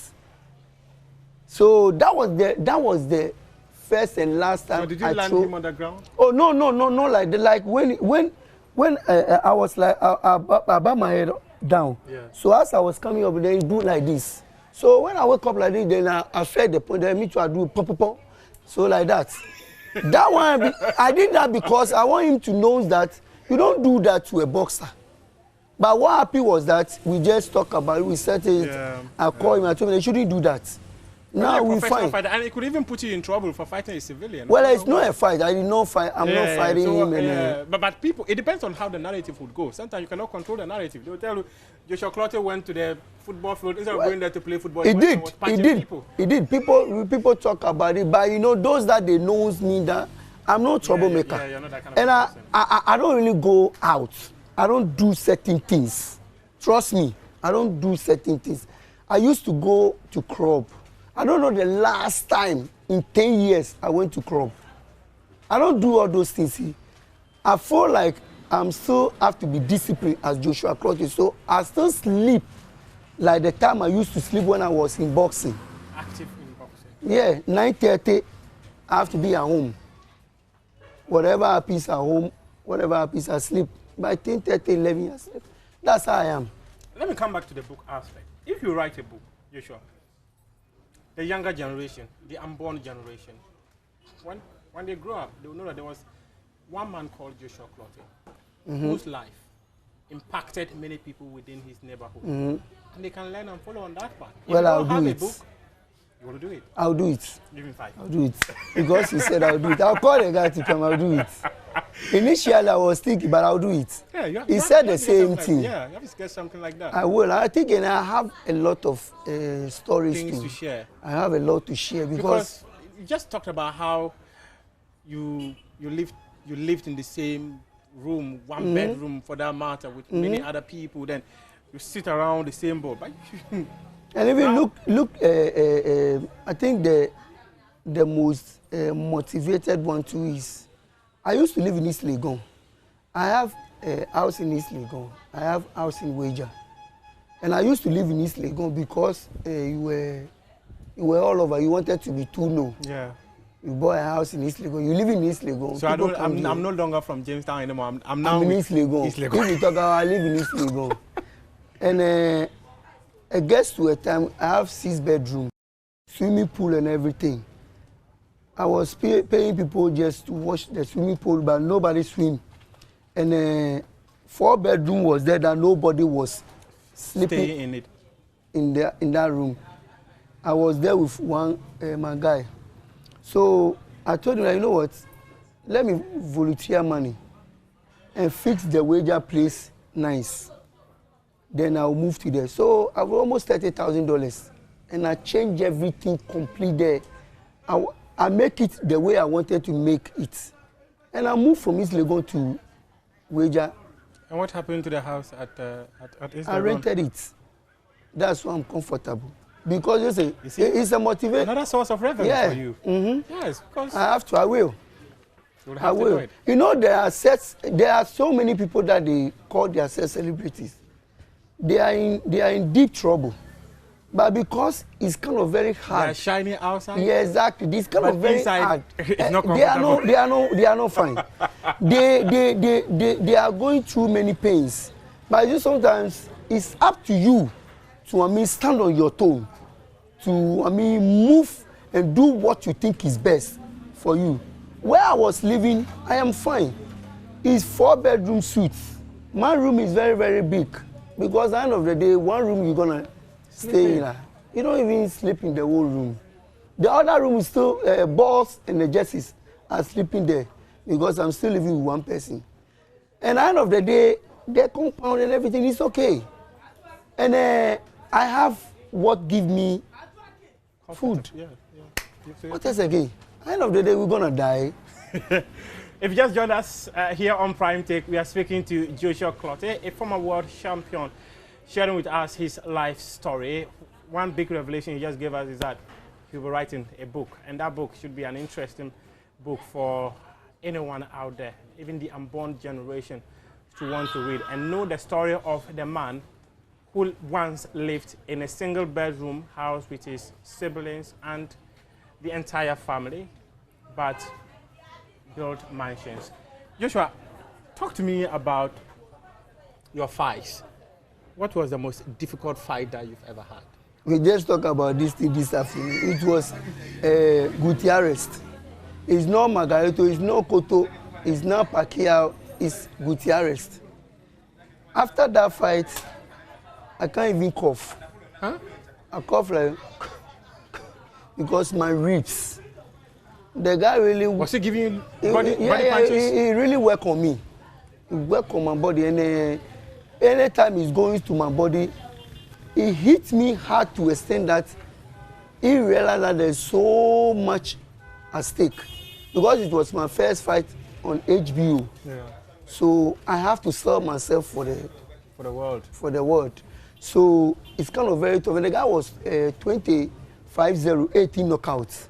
So it was very, very tough fight. After that fight, trust me, I sat in my hotel room. I was like, wow, this game is not a joke. Because I was feeling pains all over. It took me, I even pea blood. What? A pure red blood after the fight. That fight was really hell. So, but you know, after that fight, I got a Margarito world title. And it was really hell. What was it like for you to finally win a world title? Because earlier you mentioned that that is also your master's or your degree in boxing. I fought with enemy. Enemy is Zabjuda. Zabjuda threatened me with gun. Because I mentioned his name after fight that I want like a call out. Yeah. I wanted to fight with Zabjuda. So that I was an undisputed welterweight champion. Okay. So it wasn't go well with him. And he came to the gym. I think we didn't go to gym on Monday, and on Tuesday we went to gym. When we got to the gym, at the entrance, we saw a lot of cars parking. So I asked my trainer, Kwame Asante, what is going on here? Or maybe they're shooting a video. But when we climbed to the upstairs, we realized that we saw Zabjuda and his boys. So as soon as he saw me, he said, as I saw him, I said, oh, this is Zabjuda. Like I was saying in my head. Yeah. And it was like, do I want to spy? I said, do I want to spy for what? He said, you don't want to spy? I'll pay you. How much you want? I said, I don't need your money. If you want us to fight, let's fight real fight. You're undisputed champion. I wanted to fight you. I know I can beat you. So let's fight. He said, what you talking about? You don't want to spy me, you calling me out. And I said, if I call you, so what? So because of that, we started arguing. Then he put gun. So the gym people that they are in the gym, they came and they was like, oh, you should come down, not come down. That time I was even talking to, when he pulled a gun, I was still talking, but where my heart is, point of death. Because these guys, they don't respect you. They can shoot to claw dead. So I just wanted to go out just to run. Now we were in Brooklyn, we have to go to Bronx. So I told the trainer that Asante, when we decided to go off from the gym, go home. I told Asante, let's leave this place fast. These guys, they don't respect you. Since that, I never stepped my foot on that gym. 4 years time. I can't die now. Because I escaped from them. 4 years time, I was the #1 because I fought Chamonix Everest for the elimination #1 spot, and Zabdula was the second. And Kemesitro scared to fight me, so he vacated the title. So #1 and #2 have to fight. So it was me and Zabdula. When they made the fight, I made an interview that I wanted to fight this guy so bad because he did something to me 4 years ago. When we went to the press conference in Las Vegas, he was like, he used to spar with me. He always beat me up. He's going to stop me in this fight. I said, let me tell you something. It's not me that you used to spar. It was my senior brother, Emmanuel, was the one that I'm Joshua.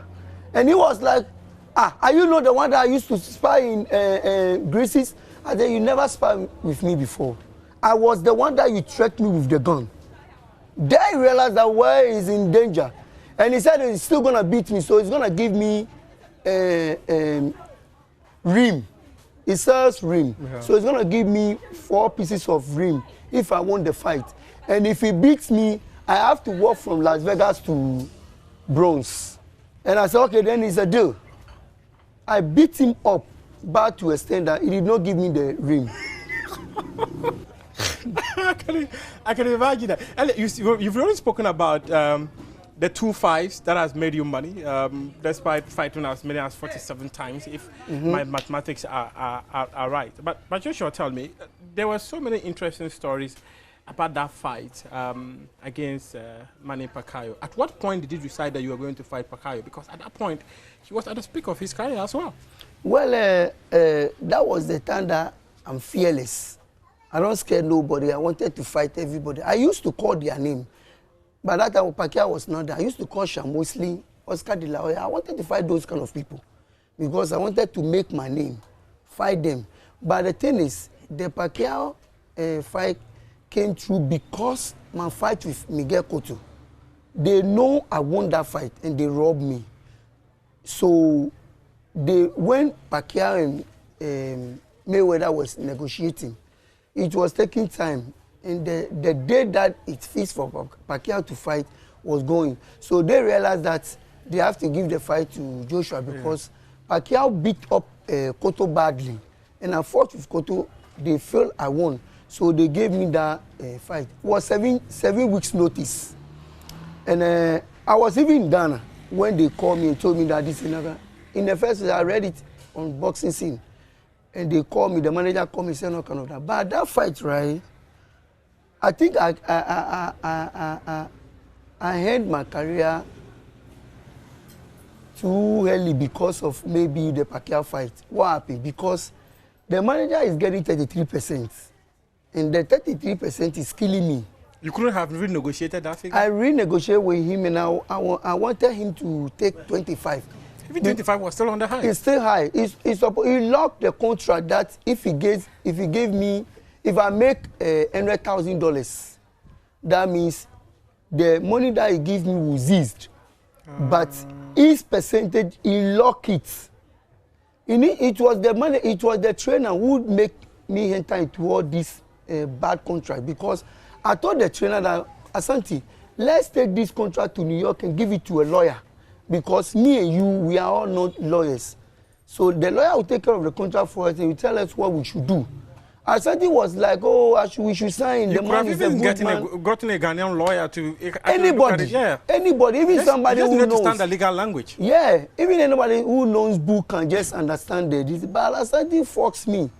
And it was like, because it was we were in a different manager, and the manager wanted me to, stop with Asante to go to a proper trainer. A different manager. So I was like, no, I still want my trainer. So because of that, it was like we want a new manager, and we signed with that guy. So the 33%, the quarter fight, I make 430. He make $280,000. So that thing really hurts me. He made almost half of your money. Yes. So because of that, I always cry every fight.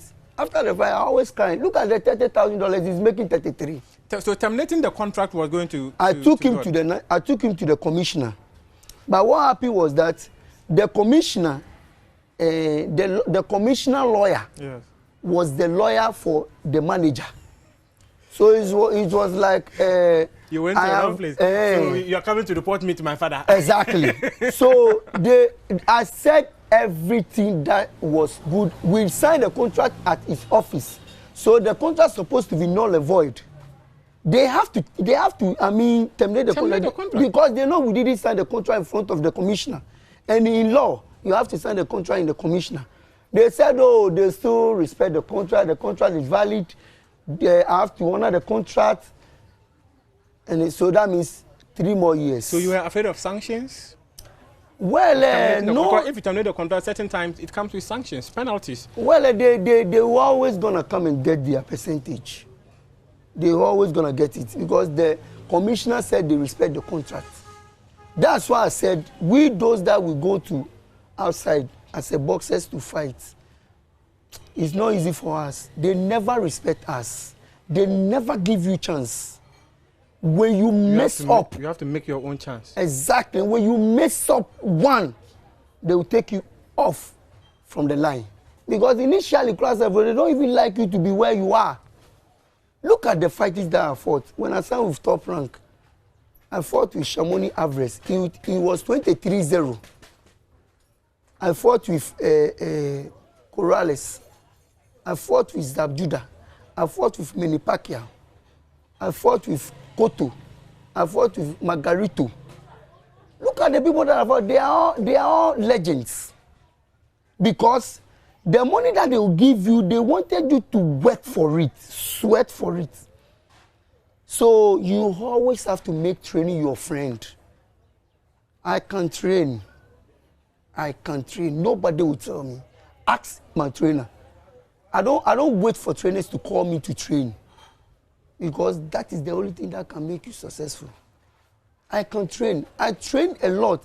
And I feel like I have to make it. And it gets to a time, I put my name there. I fought the best. One fight that I did that was bad. People started crucifying me. But it is what it is. I never insult before. I always say sorry. The Pacquiao fight. Yeah, exactly where I'm coming back to. That fight, right?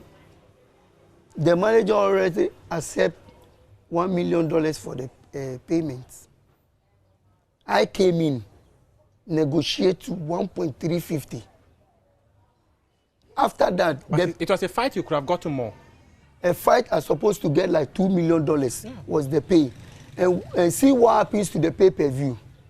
The pay-per-view he have negotiated. It was $100 pay-per-view. Each view was $100. He have negotiated for me for only $3. And the $3 too, he have make it like after 30,000 buyers. And after 300,000 buyers. 300,000. So you were basically fighting for free. So if only 300,000 people bought the pay-per-view, I will not get nothing. If 301, then I'll get $3. $3. Why are you going to do that? I negotiated and they said no, if I don't take the fight, I should go. So I took the fight. And the manager is making 33% in all pay-per-view, including the fight money. When I finish the fight, I'm making $85,000. The manager is making $53,000 in the night. The pay-per-view, the first pay-per-view that come, $700,000. The manager make almost like 300 plus. So the Joshua, do you regret these things? Do you regret some of these things you did? I regret signing with that manager. I regret listening to that trainer who told me to sign that contract. And because of that, I started becoming a strong person. I started becoming, you cannot talk for me. It's me who will make the final decision. So no trainer in this world will make a decision for me. Never, ever. Because somebody make a decision for me, it really hurts me. I'm supposed to make like much money in boxing. Because like the Pacquiao fight, I wasn't happy because the money that was going, and even the contract left with 3 more years. So even if I did something, it's still gonna get the 33%. So I said to myself, let me blow it up, because I went to his office to negotiate that, get 25%, and let me get 8% from your percent. I will be happy to fight. You don't want to do that. And the contract left with 3 more years. No, I'm the one dying in the ring. I should go and die in the ring for you to make money.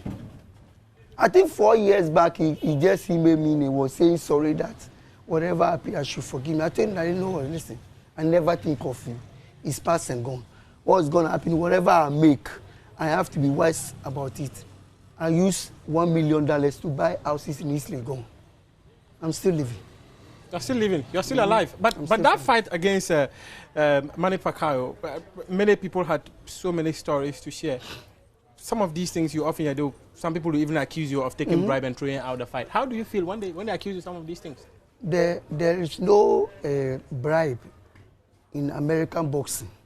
We don't have something like that. Nobody will call you and tell that, Joshua, I want to maybe pay you. A fixed fight. There is no fixed fight in America. Really? I'm telling you. I know what I'm telling you. There is no fixed fight. Sometimes the beatings some of the boxers get, you people fall like it's a fixed fight. But it's not. I'm in top of my game. I'm in a level of, if I won that fight, I'm going to make more money.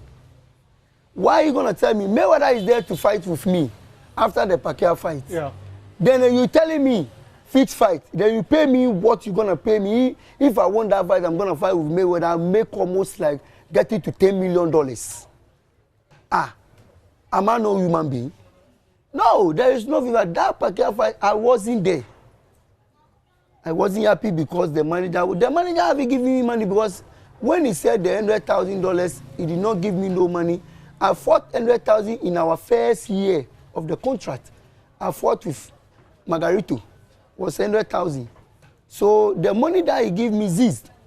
I pay my rent, I buy my training stuffs, I pay my tickets. So as a manager, if he's not providing these things, but what kind of manager is he? That is the reason why the Pacquiao fight, I was like, I will blow it all. No, but I said. But still, you still should have been very motivated to win that fight, because there was a bigger package ahead of you. Even if you talk 1,000 times, I would never regret. I would never. Ghanaians were very boring. They feel like I'm supposed to do better than that. Exactly. I know. That's why people have such feeling. That is the reason why I beg them. Because I always going to say sorry, because they're expecting more from me. But what I did between me and Joshua, I did the correct thing. Because somebody who never come to my training grounds, who never come to where I train, he always see that. He even told me, hey, if somebody fighting and they hit them, I feel like, hey, boxing is, then he's getting my money, 33%. I can't fight for him. I'm not a slave. I can't fight for him forever. If I won that fight or do something good, that contract will still remain 3 years. And even if I'm fighting with Mayweather, you come and get his 33%. So if you get a fight that's going to give you 10 million, 20 million. He's going to get the 33%. So I brought it up. The only thing that I'll tell Ghanaians is sorry. Do you often feel bad when people make these accusations against you? Sometimes I feel bad, because the only thing that, the reason why I beg them is because I feel like whatever they're saying bad about that fight is they telling me that they're expecting more from me than this. So I beg them all the time. They never say, whoever insult me because of the Pacquiao fight, it's nothing. I admit it. I take it. The only thing I'll tell you is sorry. People can come here and just ask me why Pacquiao fight, I was this and that, and then sorry about that, because the manager was all that. But me, Joshua, I never regret. I never regret. But you know you could have done better? Yes, I know I can do better. I know I should have done better. But the money that is involved, that the person was taking, that was taking about 3 more years, I can't even perform. Somebody will say win or do something because the next money will be big. He will be there and get the big money again. And he's not doing anything. Did you have a psychologist in your team? No, I'm a psychologist. I don't even have nobody. Listen, one thing that I don't believe in, it works. I am not saying it doesn't work. It works. I don't believe in certain things. I believe Joshua Clottey, and I believe I have to learn. Even if the Bible or Quran said this, I have to negotiate with my mind and believe this, what he said is good or bad. Because those who write the Quran and the Bible are human beings like me. So I know one thing, I don't slap you. If I slap you, I know it's bad. I don't insult you if you don't insult me because I know it's bad. I don't do what can put me into trouble. That's why I have a registered popo. But the registered popo, I never used on nobody before. I am living in a neighborhood whereby people always disturbing you. People always making you talk. People always giving you problems. Look at how many problems Buko Banku gets. Where Buko Banku live is where I live. I never used my gun on nobody before. Because I know the consequences. You have to know consequences about everything you do in this world. I know if I insult ordinary person, it will affect you. I know if you do something that is not good, like steal somebody's money, somebody will steal your money. Yeah. I know if you... That is karma. Yes, that is how I am. That is what is motivating me. That is what is pushing me. I'm scared of death. Therefore, I believe in death. Therefore, I believe whatever you do in this way, we don't have heavy. I don't believe in heavy. I believe in whatever you do in this way, you're going to pay here, right here. So you think by now your manager is being paid for what he did? Yeah, he called me and told me that he was so sorry. He never got a good boxer like me. He never got a boxer after I left him. He never got a boxer before. Everything that he gets, they were all beating like that. So he didn't make money again? No, he make almost $1.9 million for me. What? Yes, he make a lot of money from me. He never feel pity for me. But fine, we sign a contract. If you allow that contract to rule the whole issue, take it. Whatever I have now or whatever I get, I am content to it. I don't even, hey, you know people that I know, I don't call nobody. That is me. I don't go this side. If I go this side, I'm going to airport, travel.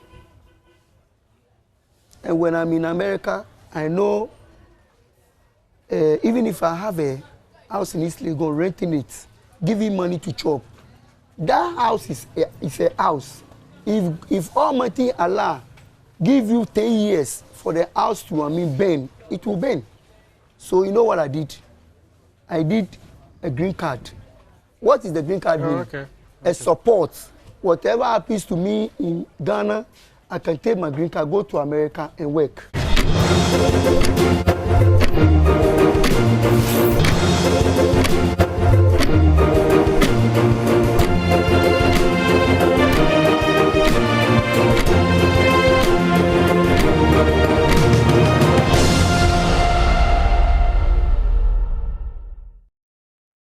Welcome back. You're still watching the AM show and just gone by the sports team. Brought you an interview with Joshua Clottey. And now we're moving on to the discussion of the day, taxes. Well, let me tell you a story first. Over the holidays, I went out to eat with my friends and family. We enjoyed our meal over laughter and smiles. But when the bill came, the smiles faded. We had to pay over 400 cedis in taxes. We vowed to cook next time. And we also have to support our restaurants. I thought I was alone until I heard many people complain. So we will have this conversation. Do you feel priced out of restaurants? We'll delve more into this, but let's talk to our data analyst, Kofi AJ, or Isaac Kofi AJ, and he's been researching into these new taxes. Isaac, you have been researching these new taxes for this year. What can you tell us? Well, Mame, Happy New Year, and I hope you are doing well. Happy New Year. Nice to hear from you again. Well, probably it's not a good year to start the year on a note of more taxes. But it's still a happy new year anyway. We have more than 360 days to go. But January is more or less like a month where a lot of taxes are actually on the tarmac, ready to take off. First, let's talk about even the taxes on the games of chance, the betting industry. Remember, the first phase actually was rolled over and was actually implemented in 2023, somewhere in the mid part of 2023, and the full taxes on games of chance and lottery will actually take place or will be fully rolled out in 2024 January. And you've been hearing this already. Parliament has already given the nod for the finance ministry and GRA to actually bring in place five tax laws that have been passed or bills that have been passed. And in all of this, government is hoping to raise some significant amount of cedis to be able to shore up its budget. Now, Mamiesi, let's start from the genesis of all of this problem, where Ghana, what our problem is that day in and day out, or annually, we spend more than we are able to generate. So for this year, for instance, we had, the budget deficit also going up again, but increasing at a decreasing rate. And government would have to find ways and means to make sure that they fund this. And so we'll be looking for money to fund that budget deficit, which is almost around $6 billion in 2024. How is government going to do this? We are under an IMF program, and we told the IMF we are going to do a raft of things. We've told the IMF that if we are able to review the VAT, where the VAT has now been increased to 12% to 15%, you were recalling, going to the restaurant, eating, and then when the bill comes, the amount of taxes on it and the amount of taxes you have to pay. It's all because the VAT has been increased from that 12% to 15%. And in some cases, Mamiesi, you see the wrong application of this VAT, where the VAT is now applied on taxes that have already been charged. And so you end up paying more than you are supposed to pay. But in 2024, there are additional taxes that governments want to tax, handles that governments want to roll to bring in place. We have the emission tax, where drivers are expected to pay an amount of, I think, 100 cedis annually as that tax, amount is going to be a lump sum, so 100 cedis annually. Drivers are already complaining because if you look into the budget, we already have what we call the pollution and sanitation levy, which Ghanaians are already paying. And so pollution versus emission, I don't know what's the difference, but I mean, we already have in place an emission, pollution and sanitation levy already in place, and drivers are being asked to pay, 100 cedis annually. They've already oppose this tax indolence. They are saying that if government goes ahead to implement this tax handle, what they are going to do is that they are going to increase transport fares by up to some 60% in 2020. Yes. And you know that all of the agents where governments, the economic agent that government is actually targeting these tax handles to, are all saying that if government tries, they are going to push the burden onto the final consumer, which is the ordinary Ghanaian. Well, Kofi, if I should come in here, if you could quickly list out the new taxes that we're supposed to be paying. So most of them are not necessarily new taxes. So some of them are actually, expansion. So first of all, we have the VAT expansion. So the VAT, in terms of the rate, has been increased from 12 to 15.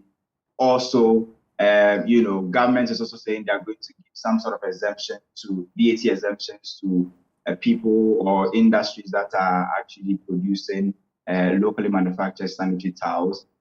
That's their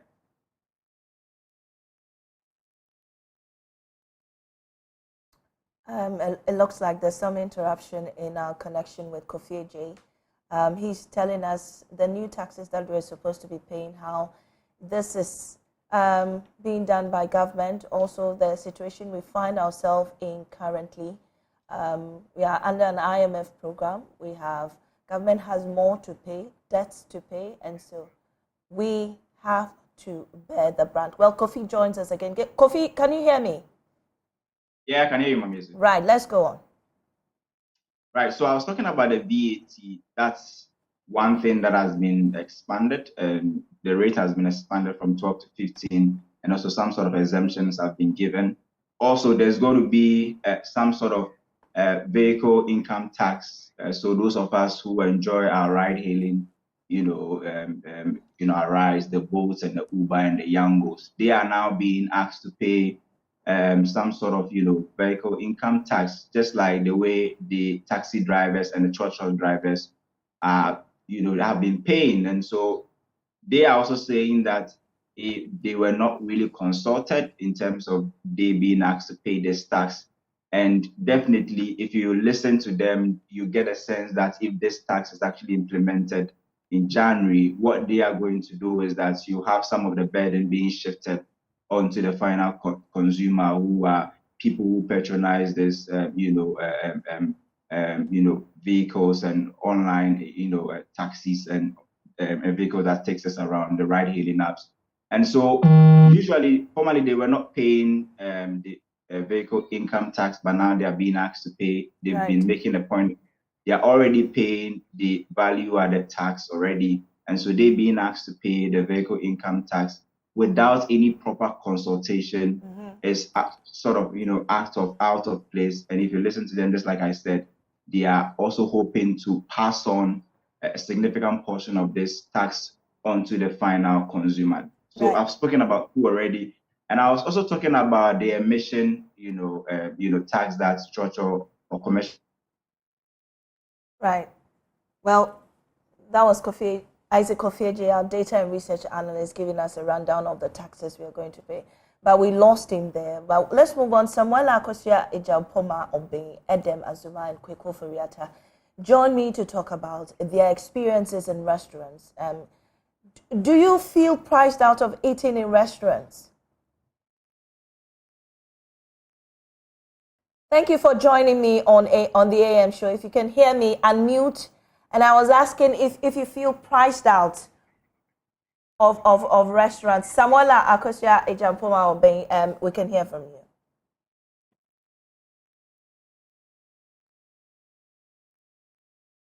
I think lately it's become a little worse than it used to be before, because especially during the Christmas and then New Year, most people would like to go out, have fun with friends and family. And because maybe throughout the year you are used to eating a particular way, you decide to do something fun, kind of like an exploration for you and your friends. And you go, and I think there was this particular experience for me and my friends that was very serious. We had fun, we had our meals and everything with a certain budget in mind. And now we're done, and the taxes were added. And so it's like everybody kind of checked the price of what they ordered. And then we're done, and then like the taxes come. And it's almost like double or about triple like the amount we had budgeted for.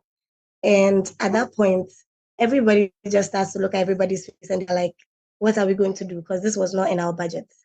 And it's just because like taxes have been added and there's nothing you can do about it, but we just had to cough the money and pay.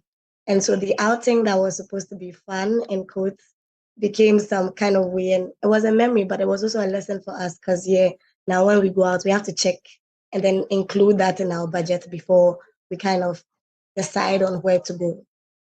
Well, Samuela, are you able to tell us how much you budgeted for and how much you were supposed to pay at the end of the day?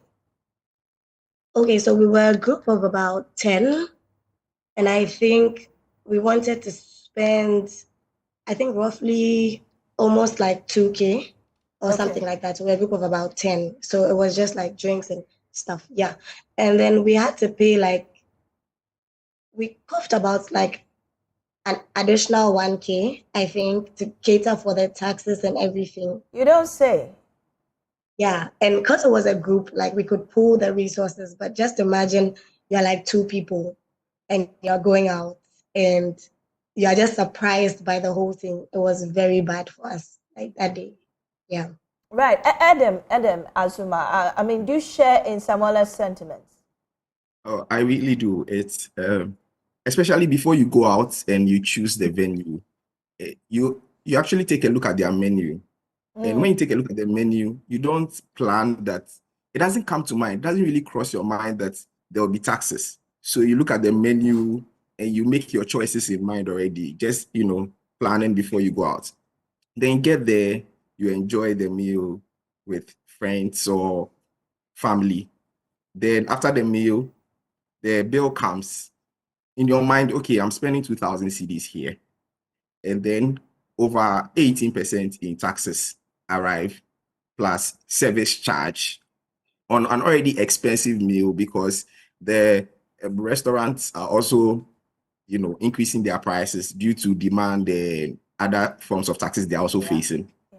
And if you're in a group, it causes this, it brings this elephant in the room, Now there's some cost sharing negotiations. People are looking at each other like, why did you order so much? Because now I have to pay 18% on something you ordered. And it messes up with group dynamics post fun. Yes.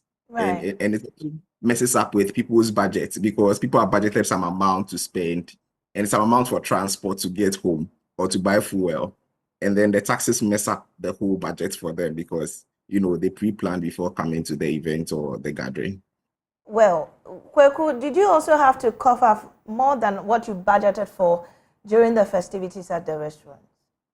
Yeah, I actually had to. There were so many times when I think I realized that in the early part of the year, because there was a part of the year where there was this uproar on Twitter where someone ordered something and then the taxes were above 200 cedis. And it's when that came that there were tax accounts, Twitter accounts that came to break it down that this is what you paid and this is why you paid what you paid. And we started realizing that these people are actually taking a lot of money from us. So during the festivities, I went with that mindset with my friends, but we still even had to cough up. We still had to cough up. We went with the mindset that the task might be 2 times what we're about to buy, but we still had to cough up the money. So I feel like it's become a new norm in Ghana, which is really, really strange and really uncomfortable. So people prefer to do more picnics and be in their own corner than go to a restaurant, because you're about to pay triple or double what you planned, and it's uncomfortable. Right. So this leads me to my next question to all three of you, but we can still start from Our Lady. How does this affect patronizing the restaurant? I think for me, as nice as the restaurant is, I mean, unless I'm not paying. If I'm not paying, I don't mind. But if I'm paying... that is putting more burden on the guys, isn't it? Yeah, exactly. So I wouldn't choose a restaurant that would cause you so much problem. But if I have a say in it, I would choose a place that is a little reasonable, so that we factor in, we check the menu, like Adam said. So we check and then we see, okay, we're going to spend about this much. And obviously you are transporting yourself to the place. So I'm not so enthused by very popular or nice restaurants anymore, because Charlie, after the chilling, you come back and then your day-to-day life is still going on. So I would pick a place that is friendly to the budget I have, and then I'll just go and have my fun in that small way, and it works for me. Now, apart from the restaurant, will there be other alternatives for you? Maybe cooking at home like I will do from now. So my family and I, we went to the beach yesterday and we cooked, because it's so expensive.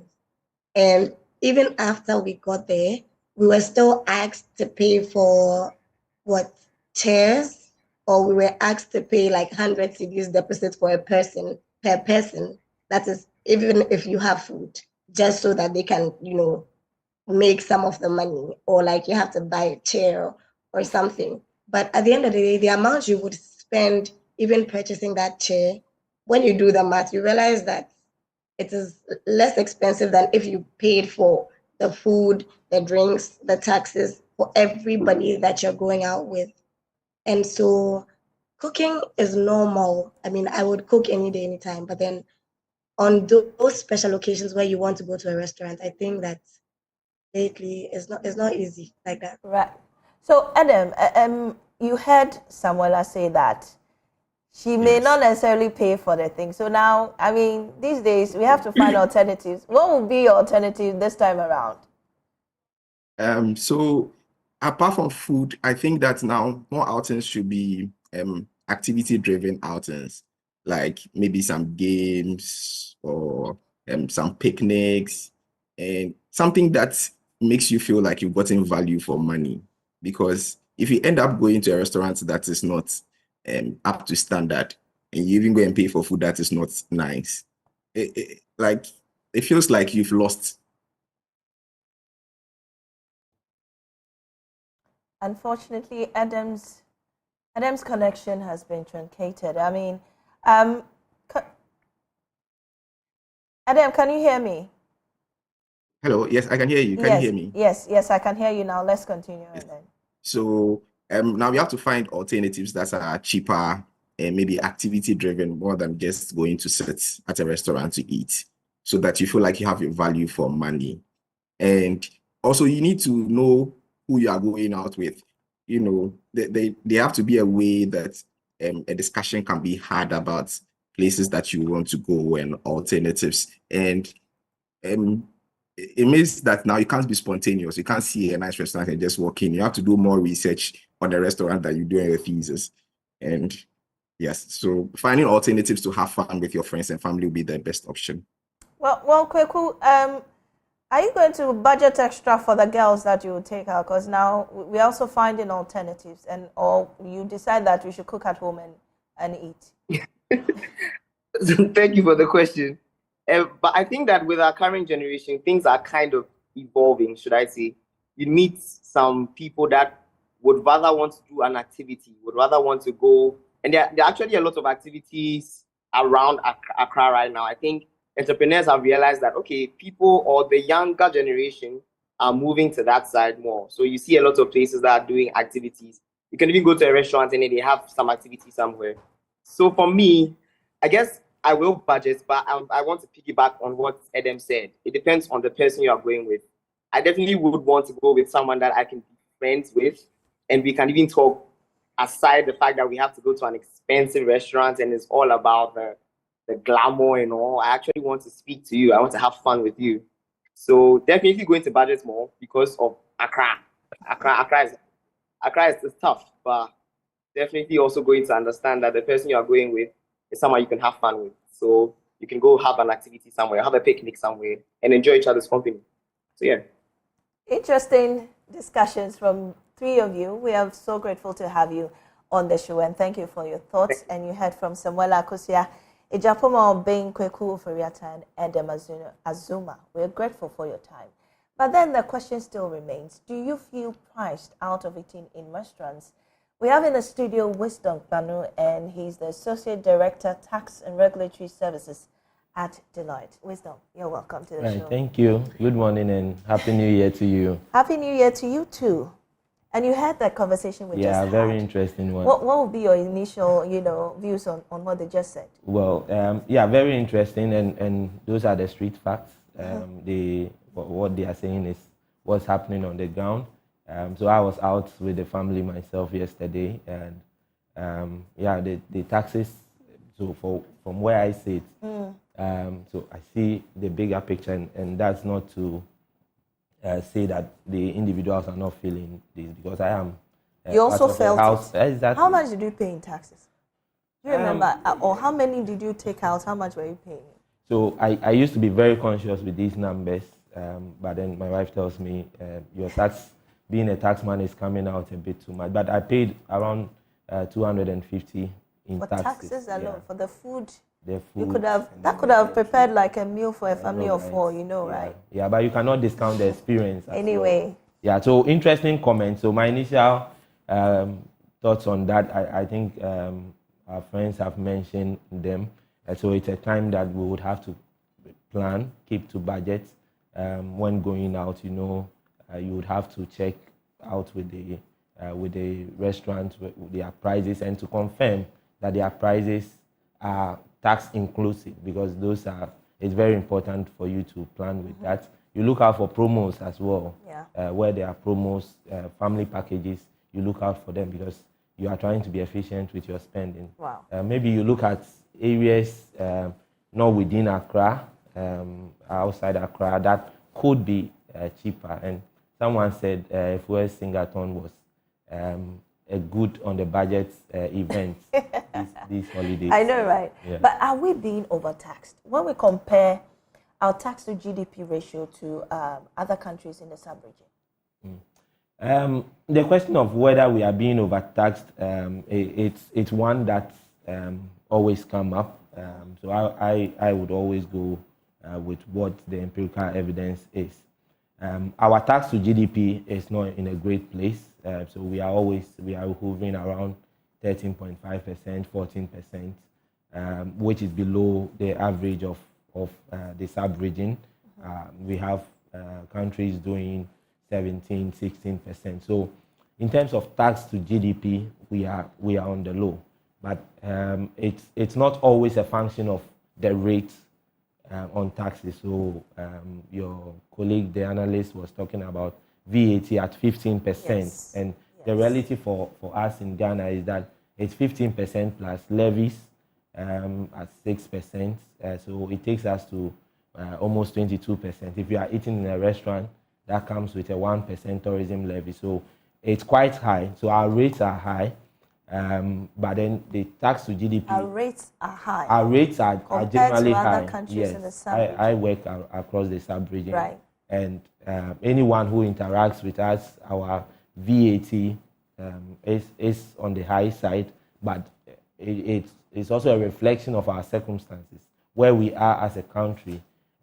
We've also seen the brunt that we bear, where we do not collect enough. So I was going to make the point that the low tax to GDP is not necessarily a function of the rates, but it's a reflection of how much we are able to collect. And that's how much you and I pay when we pay for food at the restaurant, but of course how much companies pay on their corporate income tax, how much we pay on our salaries and whatnot. And it's about the efficiency in how we are able to collect enough across a broad spectrum, which is an area I would say we would have to continue to improve, spreading the net so that we pay more across a lot of economic entities, so that the brunt on individuals is more manageable. What I find difficult to really comprehend is that we always say that the informal sector must be taxed more. Right. We've always said this over and over again, leading the very few who are in the formal sector fatigued with taxes. Right. What really can we do to widen this, tax net to the informal sector? Why is government not doing much about that, please? Okay. So what can we do? So my first short answer would be we would have to, as a people, build a culture to accept taxes, that we would live with taxes, because no nation is able to develop without taxes. The government, I know, is doing a lot, but then of course there is much more to do. Where there is voluntary compliance, no mechanism that imposes a compliance system can be as effective as a general culture where we pay more. And when we talk about the informal sector, those things are not very far away. So we've talked, and your analyst made reference to the ride-hailing business, where we are asking, the government is asking those people in that space to pay vehicle income tax. So this is not a new tax, but that is a sector that can be described as informal in a way, because you have people driving around, they earn their income they are already supposed to file income taxes at the end of the year, declare how much they have made from the ride-hailing, driving around, and pay tax. So the vehicle income tax is a mechanism to ask them to pay some tax upfront, so that at the end of the year, that becomes a credit for them. So I will call on general acceptance for moves such as what we are talking about, the vehicle income tax for ride-hailing business. Once there is that acceptance and people involved in that business are paying that vehicle income tax and actually filing, or we have a good number filing their taxes at the end of the day, we are increasing what we rake in from that informal sector, and that helps us to move forward. But that also should always come with the caution that you make more revenue by building efficiencies on existing taxes and not necessarily adding on or increasing taxes. So that balance would be something that the government, the Ghana Revenue Authority would have to find, but also with the support of everyone, from my side as a consultant, your side as media, and the general public supporting tax moves that help to bring in more taxes efficiently. Well, Mr. Kpano, one thing too is the many Ghanaians who are paying taxes, the 1% who may be paying the taxes but don't feel it as much as those who aren't earning much. Do you feel that the tax structure of the country, which is often consumer-based, is fair to our society? Well, thank you. Whether the tax structure is fair, again, should be something that our academics, researchers put to research and for us to contribute towards that. But overall, every tax structure would have the direct taxes, which is the tax on personal income and tax on companies' income. If you look at our personal income tax structure, it's already progressive. Those in the brackets that's about 50,000 cedis chargeable income a month pay tax at 35%. And we have a bracket up to 402 Ghana cedis paying zero tax. Then it goes up to 5%, 10%, 17%. So it's progressive from that end. So there is a balance between the progressive and then the what we call regressive tax, the indirect taxes. Overall, indirect tax has its place in every economy. So we cannot do without the VATs, we cannot do without the levies. Maybe the levy, how it is, I would say we would have to work on how it's structured, especially for businesses to be able to deduct levies. But we cannot do without them. We would have to streamline the rates for sure, but then we cannot do without paying some tax on purchasing goods and services. And that would come with government continually reviewing the efficiency of the taxes that we introduce, having some certainty in the system, and also the public supporting from that side. But overall, I know we are quite overwhelmed with taxes. Exactly, my point. Where I'm coming to, because you see, Mr. Kpano, if you listen to these individuals we spoke to a while ago, I mean, if you're getting so little money, and it's the festive season, you want to go out and have a little fun, you're paid more than you budgeted for. How else do you think we can continue with this style of taxing? You know, how? How are we going to survive? Yeah, so for instance, VAT was increased to 15%. The standard rate VAT was increased to 15% last year. And when you put it together with the levies, we are talking about 22%, which is high, and I admit that that is high. How do we continue? I would propose that in the medium term, government looks to reduce the VAT rate. Reduce the VAT rate. We were at 12.5%. We went to 15% because of the current circumstances. But that should not be our norm. It should be that we are looking to reduce the rates so that the pinch on the individual is reduced.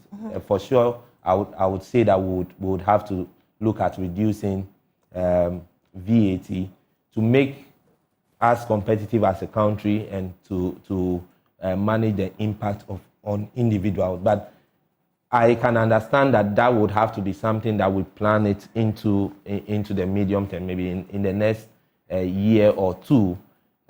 We look at reducing the rate so that there is that relief for consumers. Right. So let's come to the new taxes that have been introduced, including the pollution and sanitation levy, the emission levy.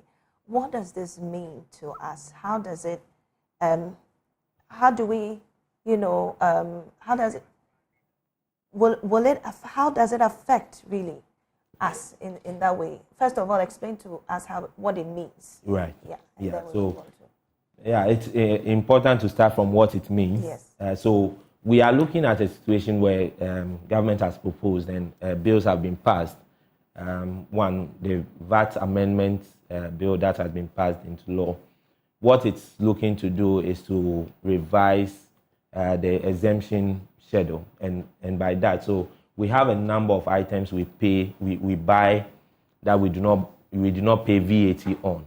So the water we drink, education, food in its natural state, we do not pay VAT because those items are identified as basic, and we are taking away taxes so that the impact on households are managed. Government is looking to revise that list to add some few more items to the items that are subject to tax, and this includes bringing excise books that are imported to under the taxable supply regime, so that there will be VAT on that. We are going to pay VAT on domestic air travel, which previously has been exempted from VAT. So once that is in full force, we are going to pay some 22% VAT and levies on domestic air travel. Short-term insurance, so your car insurance would be attracting VAT going forward. Postage, that has been exempted for a while, there will be VAT on that. So that is the summary of the changes coming out of VAT. And what this would mean would be that the consumer of these goods and services would have to pay more to get them. Right. So all things being equal, if you were paying 100 cedis to say get an air ticket, which I know is way more than 100 cedis, you are going to pay some 22 cedis more on getting an air ticket. So consumers can expect to pay more because typically the suppliers, the businesses running or making these supplies would pass this on to consumers. So that is what we can expect. And then there are some changes from excise tax and all that. So, but we can expect that for specific purchases, what will typically come to us would be motor insurance. We would pay more. Air travel will pay more. And there is also an increase on the excise rate on cider beer that would have to pay more to get that, and some other increases, stamp duty, mostly for businesses. So generally, we can expect to pay more for certain purchases that we make. Now, paying more would mean that we would have to take, all things being equal, if you have a set disposable income, you would have to take a bigger percentage of your disposable income to, for instance, pay for motor insurance, which you wouldn't have paid last year. So you will pay some 22% more if the insurance company is not increasing their own prices. You will pay some 22% more on your motor insurance. And then there is the emission tax on all internal combustion vehicles. Basically, what that means is that if you have a vehicle that runs on any fossil fuel, your petrol or diesel, you would pay 100 cedis every year for emissions, as emissions tax. So that will mean that you would have to pay more, and I can suspect that will be taken when we go to do our roadworthy renewal. So we would have to plan that into our budget for 2024 as households and prioritize. Motor insurance, for instance, you cannot go without. The emission tax, you cannot go without if you are driving, and you would have to budget that into your planning for 2024. When next you are renewing your insurance, you would have to pay that. You keep going to VAT, and there seems to be some kind of misunderstanding over its implementation. Can you please educate us more on that? Right, so VAT generally, so the full name is value added tax. Yes. And it's supposed to be collected by suppliers of taxable supplies. And there is a list of supplies that are not taxable. So you have a number of things that you do not pay VAT on. I mentioned if you are buying water, sachet water, so water that is not bottled, you do not pay VAT on. If you are paying for your tomatoes, your onions from the market, you do not pay VAT on.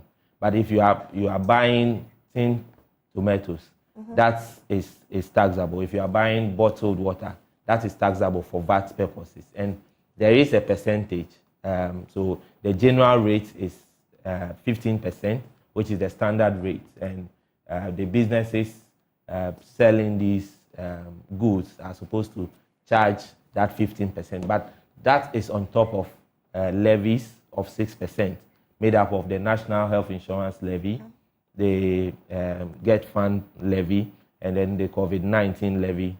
So together, 6% charged on. So if you have 100 cedis, the levies of 6% charged on the 100 cedis, you get 106, and then the VAT of 15% is then charged on the 106 to get the final amount you pay as a consumer. Right. What would be your general advice to Ghanaians who are still fatigued with these taxes? How do we, whistle our way out or, maintain it? Right. Yeah, so to Ghanaians, and talking about 2024, that is in the short term, we are expecting these new taxes to take effect. So not new because new tax handles have been introduced, but some items that we used not to pay VAT on would now attract VAT. Excise taxes would go up. So for certain things that we purchase, we can expect to pay more. For Ghanaians, for 2024, the conversation we had with our friends indicate that you cannot run you cannot run a household on autopilot. You would have to understand what prices mean, and those prices definitely have taxes in. So you would have to budget your spend, prioritize what you need to spend on, and identify what is the most critical goods and services you need to spend on as a household, what it means for your health, for your education, for the general well-being of your household, before the other aspects on luxury. And that we cannot go away without. We would need our hospitality industry, where we focused on, to remain vibrant. We would need to continue encouraging tourists who, from an economic point of view, are known to have money to spend. And we want them to spend those monies in our economy so that Ghanaians will get jobs in the same restaurants and hotels to also have a living and be able to provide for their families. So overall, to Ghanaians, we would have to look at 2024 with a keen eye in terms of planning and budgeting our spend. For businesses, small businesses, medium-sized businesses, it's a year where the Ghana Revenue Authority is increasing its compliance drive. Businesses, number one step in terms of tax planning is to remain compliant. Right. There are businesses that can get deduction for VAT they pay on their inputs, but they do not do that because they do not get the benefits of of claiming input because they do not file. So businesses would have to keep a close eye on compliance this year. You do not want to pay penalty or interest beyond what you have planned to pay for this year. So a keen eye on compliance, risk management from a tax point of view, so that you only pay what you have to pay and not more. Well, yeah. You advise business, but what will also be your advice for government who keeps piling up the taxes on us? Well, I've said this here, and I'll continue to drive home the point. Businesses stay or live in countries for a number of reasons, from a broad strategy point of view to the economic circumstances, because they are not charity organizations. They are here to make profits, and they are here to make that profit and return the profit. So government would have to keep a balance between taxation and competitiveness as a country. And to do that, there would be a need to continue stakeholder engagements with the business community, with consultants, with CSOs, and to also empirically review how these taxes impact businesses. Right. But another important point is that businesses also need certainty. They need to understand what their tax bill would be in the country before they invest and for the period that they intend to stay. So changes in tax laws that affect businesses would have to be within a framework. And thankfully, we now have the medium-term revenue strategy that the government has published. And we are hoping to get some more details around what changes we can expect between 2024 and 2027, so that businesses can plan to stay within those taxes and also be in a competitive environment where the government keeps the tax rates at competitive rates, right. And then the administrators of the taxes also keep the administration fair and uphold good faith throughout. I'm grateful for your time here, Mr. Wisdom Kpano, who is Associate Director, Tax and Regulatory Services at Deloitte, Ghana. And, you know, you've heard all there is to know about the tax system. Be compliant. Anyway, we move on to the world of music. We'll come back and talk about jazz.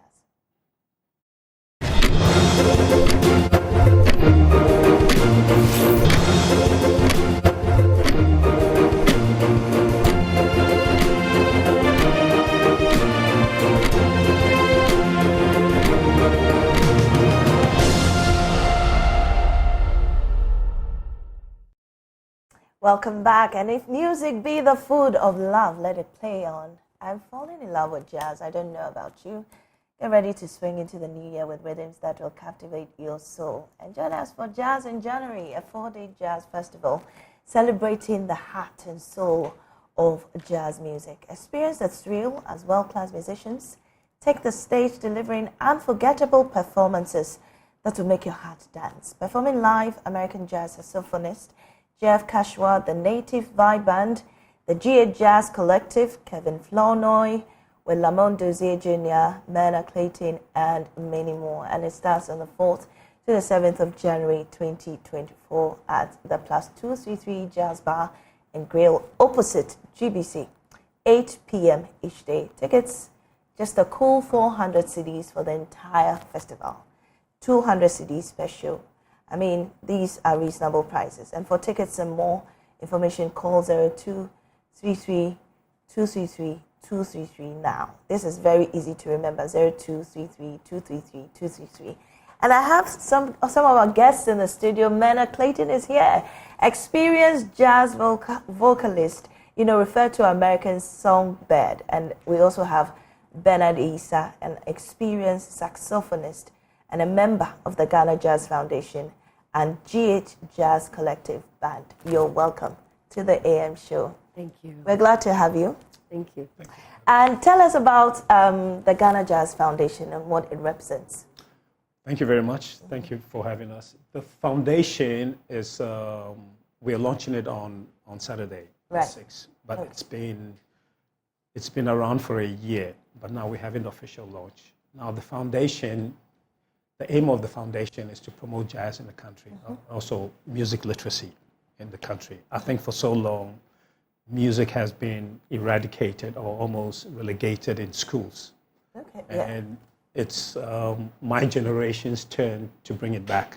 Okay. And we are doing this through the Jazz Foundation. You know, it's not just about jazz, but music in general, to bring music back to the schools, to have workshops, to have, you know, people like Mrs. Clayton in the country to teach while she's here, not just doing concerts. So that's the aim of the foundation. Right. Why do you think that jazz music is something to give attention to Africa?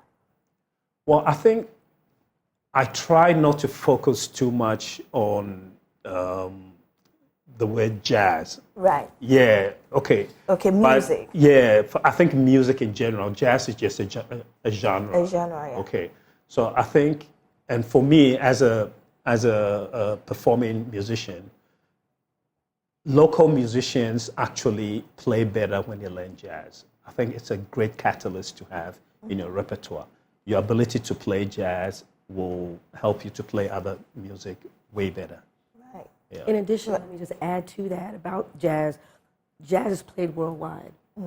And so it allows Ghanaian musicians to play with other musicians worldwide and it not be a one set and what's that one style of music. There's Ghanaian music. And so, okay, as a Ghanaian musician, to be able to connect and play with musicians from Asia or musicians from Europe or musicians from America, they're able to connect and be able to do that in the jazz form. And jazz allows for improvisation, which most other music does not necessarily allow for. Well, so far, what has been the response? I mean, to your show you're going to have on Saturday in the rest of the world. What has really been the response?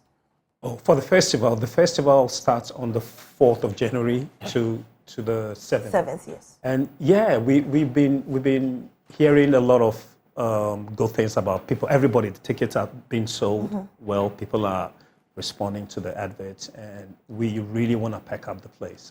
It's such a diversity of persons who are responding. We've got folks that are excited that are expats that are saying, oh my gosh, I love that music. And then we've got Ghanaians, as well as Nigerians, as well as Senegalese, people from all over are saying, oh, I love that. I can connect with that. And so it's a way of connecting. And so the response has been excellent, and we're looking forward to there being a huge cultural exchange happening at the festival. Well, Mena, you've been referred to as the songbird. How long have you been doing this? You know, I've been singing like most singers all my life, but I transitioned into professional singing back about 20 years ago, and am excited to be able to share my gift because it is a gift, and oftentimes people don't take advantage of performing their gift or doing their gift. They kind of do something else, and so I like that. Did that, but then decided, you know, I want to be happy. I want to express what I've got that comes gifted to me. So I've been doing it for now a little bit over 20 years. Right, exciting. So for you, how would you also describe how you fell in love with jazz music? Oh, I was very, very, very lucky in the sense that I grew up in Zimbabwe, and they had a great music program in all the high schools. So every kid was able to play a musical instrument. You know, the school had violins, saxophones, you know, trombone, all the orchestral instruments were available. So I think compared to other people's upbringing, I was really privileged to be in an environment where I had access to all the musical instruments and great teachers, you know, so that propelled me into my music career. Into the jazz. Yeah. Sorry, I keep going back to jazz because we know. No, go back. We're here to promote jazz. So, yeah, exactly, exactly. So we want to hear more about jazz in January. I know we've already mentioned this event starting on the 4th or to the 7th, though. But really, is it just about, you know, performing and that's it? How do we instill the love of jazz or grow it in Ghana? Well, that's why the foundation, we're setting up the foundation. You know, it's like you said, it's not just about the performance, it's about music education. That's one of the biggest aim about the foundation. And also to restoring the music in this country, you know, having people like her coming to teach. We have Jeff Kashiwa is also coming. they'll be doing some workshops.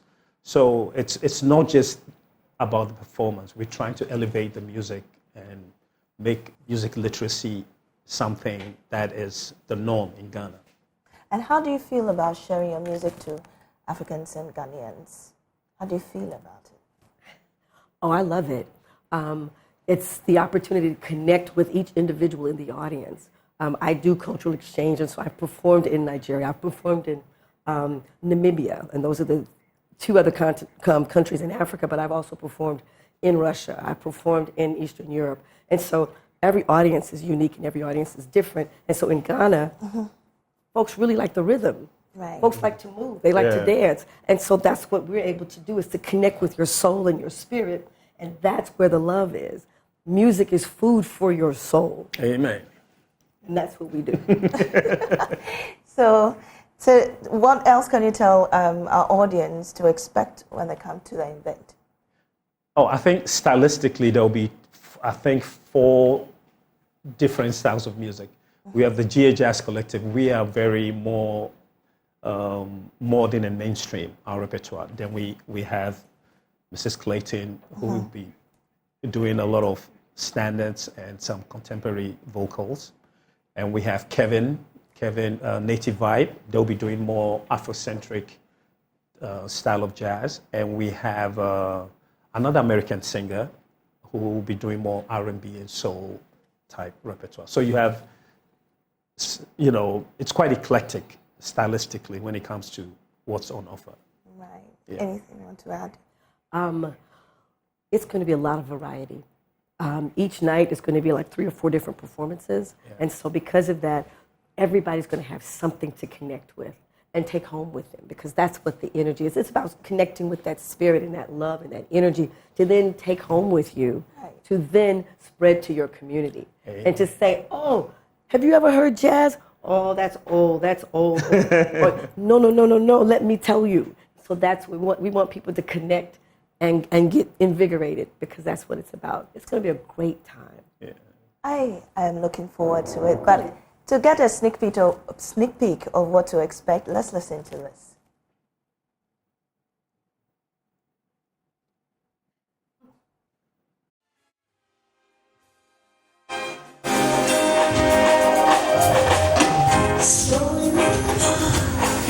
Watching it searches free.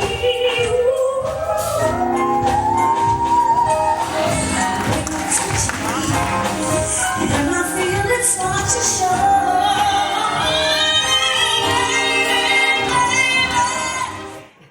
That is a serious outfit, just what we're discussing in the studio. Oh man, you can sing. Thank you. I enjoy such sharing. a beautiful voice. Thank you very much. I'm definitely coming. Thank you. But you know, you have to let us hear it in the studio. Oh gosh. Okay. Sorry to put you on the spot. Thank you. Yeah, it's my I was fault. looking Yeah. forward to something else. Okay. Okay. Let's see. How about 3 Little Birds? Okay. How about that? You give me some rhythm with it. I'll try my very best. Yes. I'm not a drummer, but I'll try my very best. Yeah, let's see. I'll click what you say. Oh wow. Okay. Okay. Not that. I'll just do what I just put it in the spot. I'm so sorry about sorry. that. I've got all kinds of possibilities in my head, so I'll just do Ella Fitzgerald, and I'm doing standards because jazz in Ghana is not new. Right. And so for those who've been involved with this for over 50 years, I'll do an Ella Fitzgerald song. And so it don't mean a thing if it ain't got that swing. Do-ah, do-ah, do-ah, do-ah, do-ah, do-ah, do-ah, do-ah. It don't mean a thing. All you gotta do is swing. Hey. Do-ah, do-ah, do-ah, do-ah, do-ah, do-ah, do-ah, do-ah. It makes no difference if you're sweet or hot. Just give that rhythm everything you got. Oh, ooh. Wow. Yes. Get the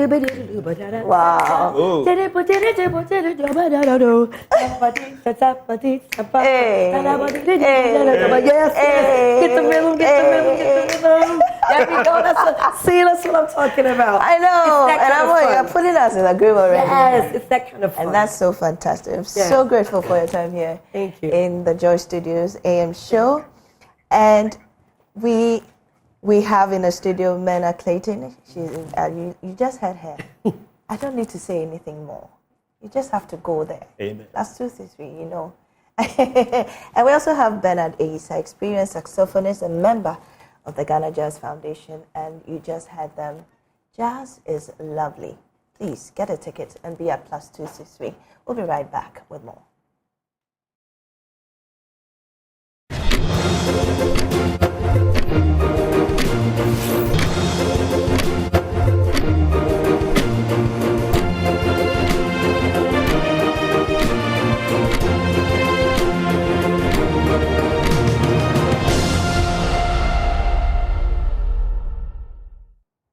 And welcome back. It's been interesting discussions with the jazz crew who just left our studio. But now let's focus our attention on another interesting activity ongoing in Tamale in the northern region. And as you all know, it's been just days since Ifwa Santua's Singathon came to a close.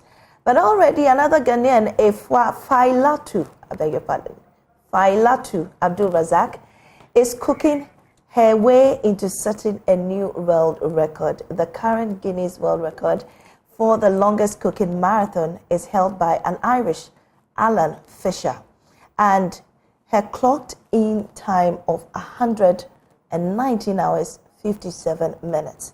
That is more than 24 hours longer than the previous record held by Nigerian chef Hilda Bassi.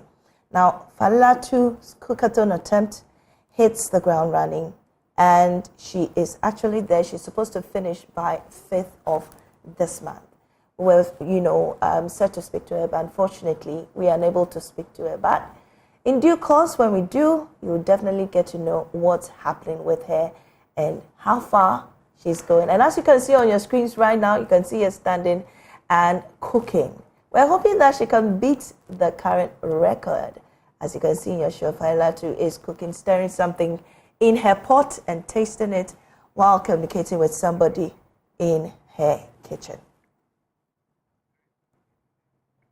And that's just about it for today's edition of the AM show. We heard about taxes and how to pay about it, and also jazz happening live at +233. We're ending today on a positive note. Open up your mind and be positive, for this new year is going to bring us great things. I am Amazing Yameche Thompson. Up next is News Desk.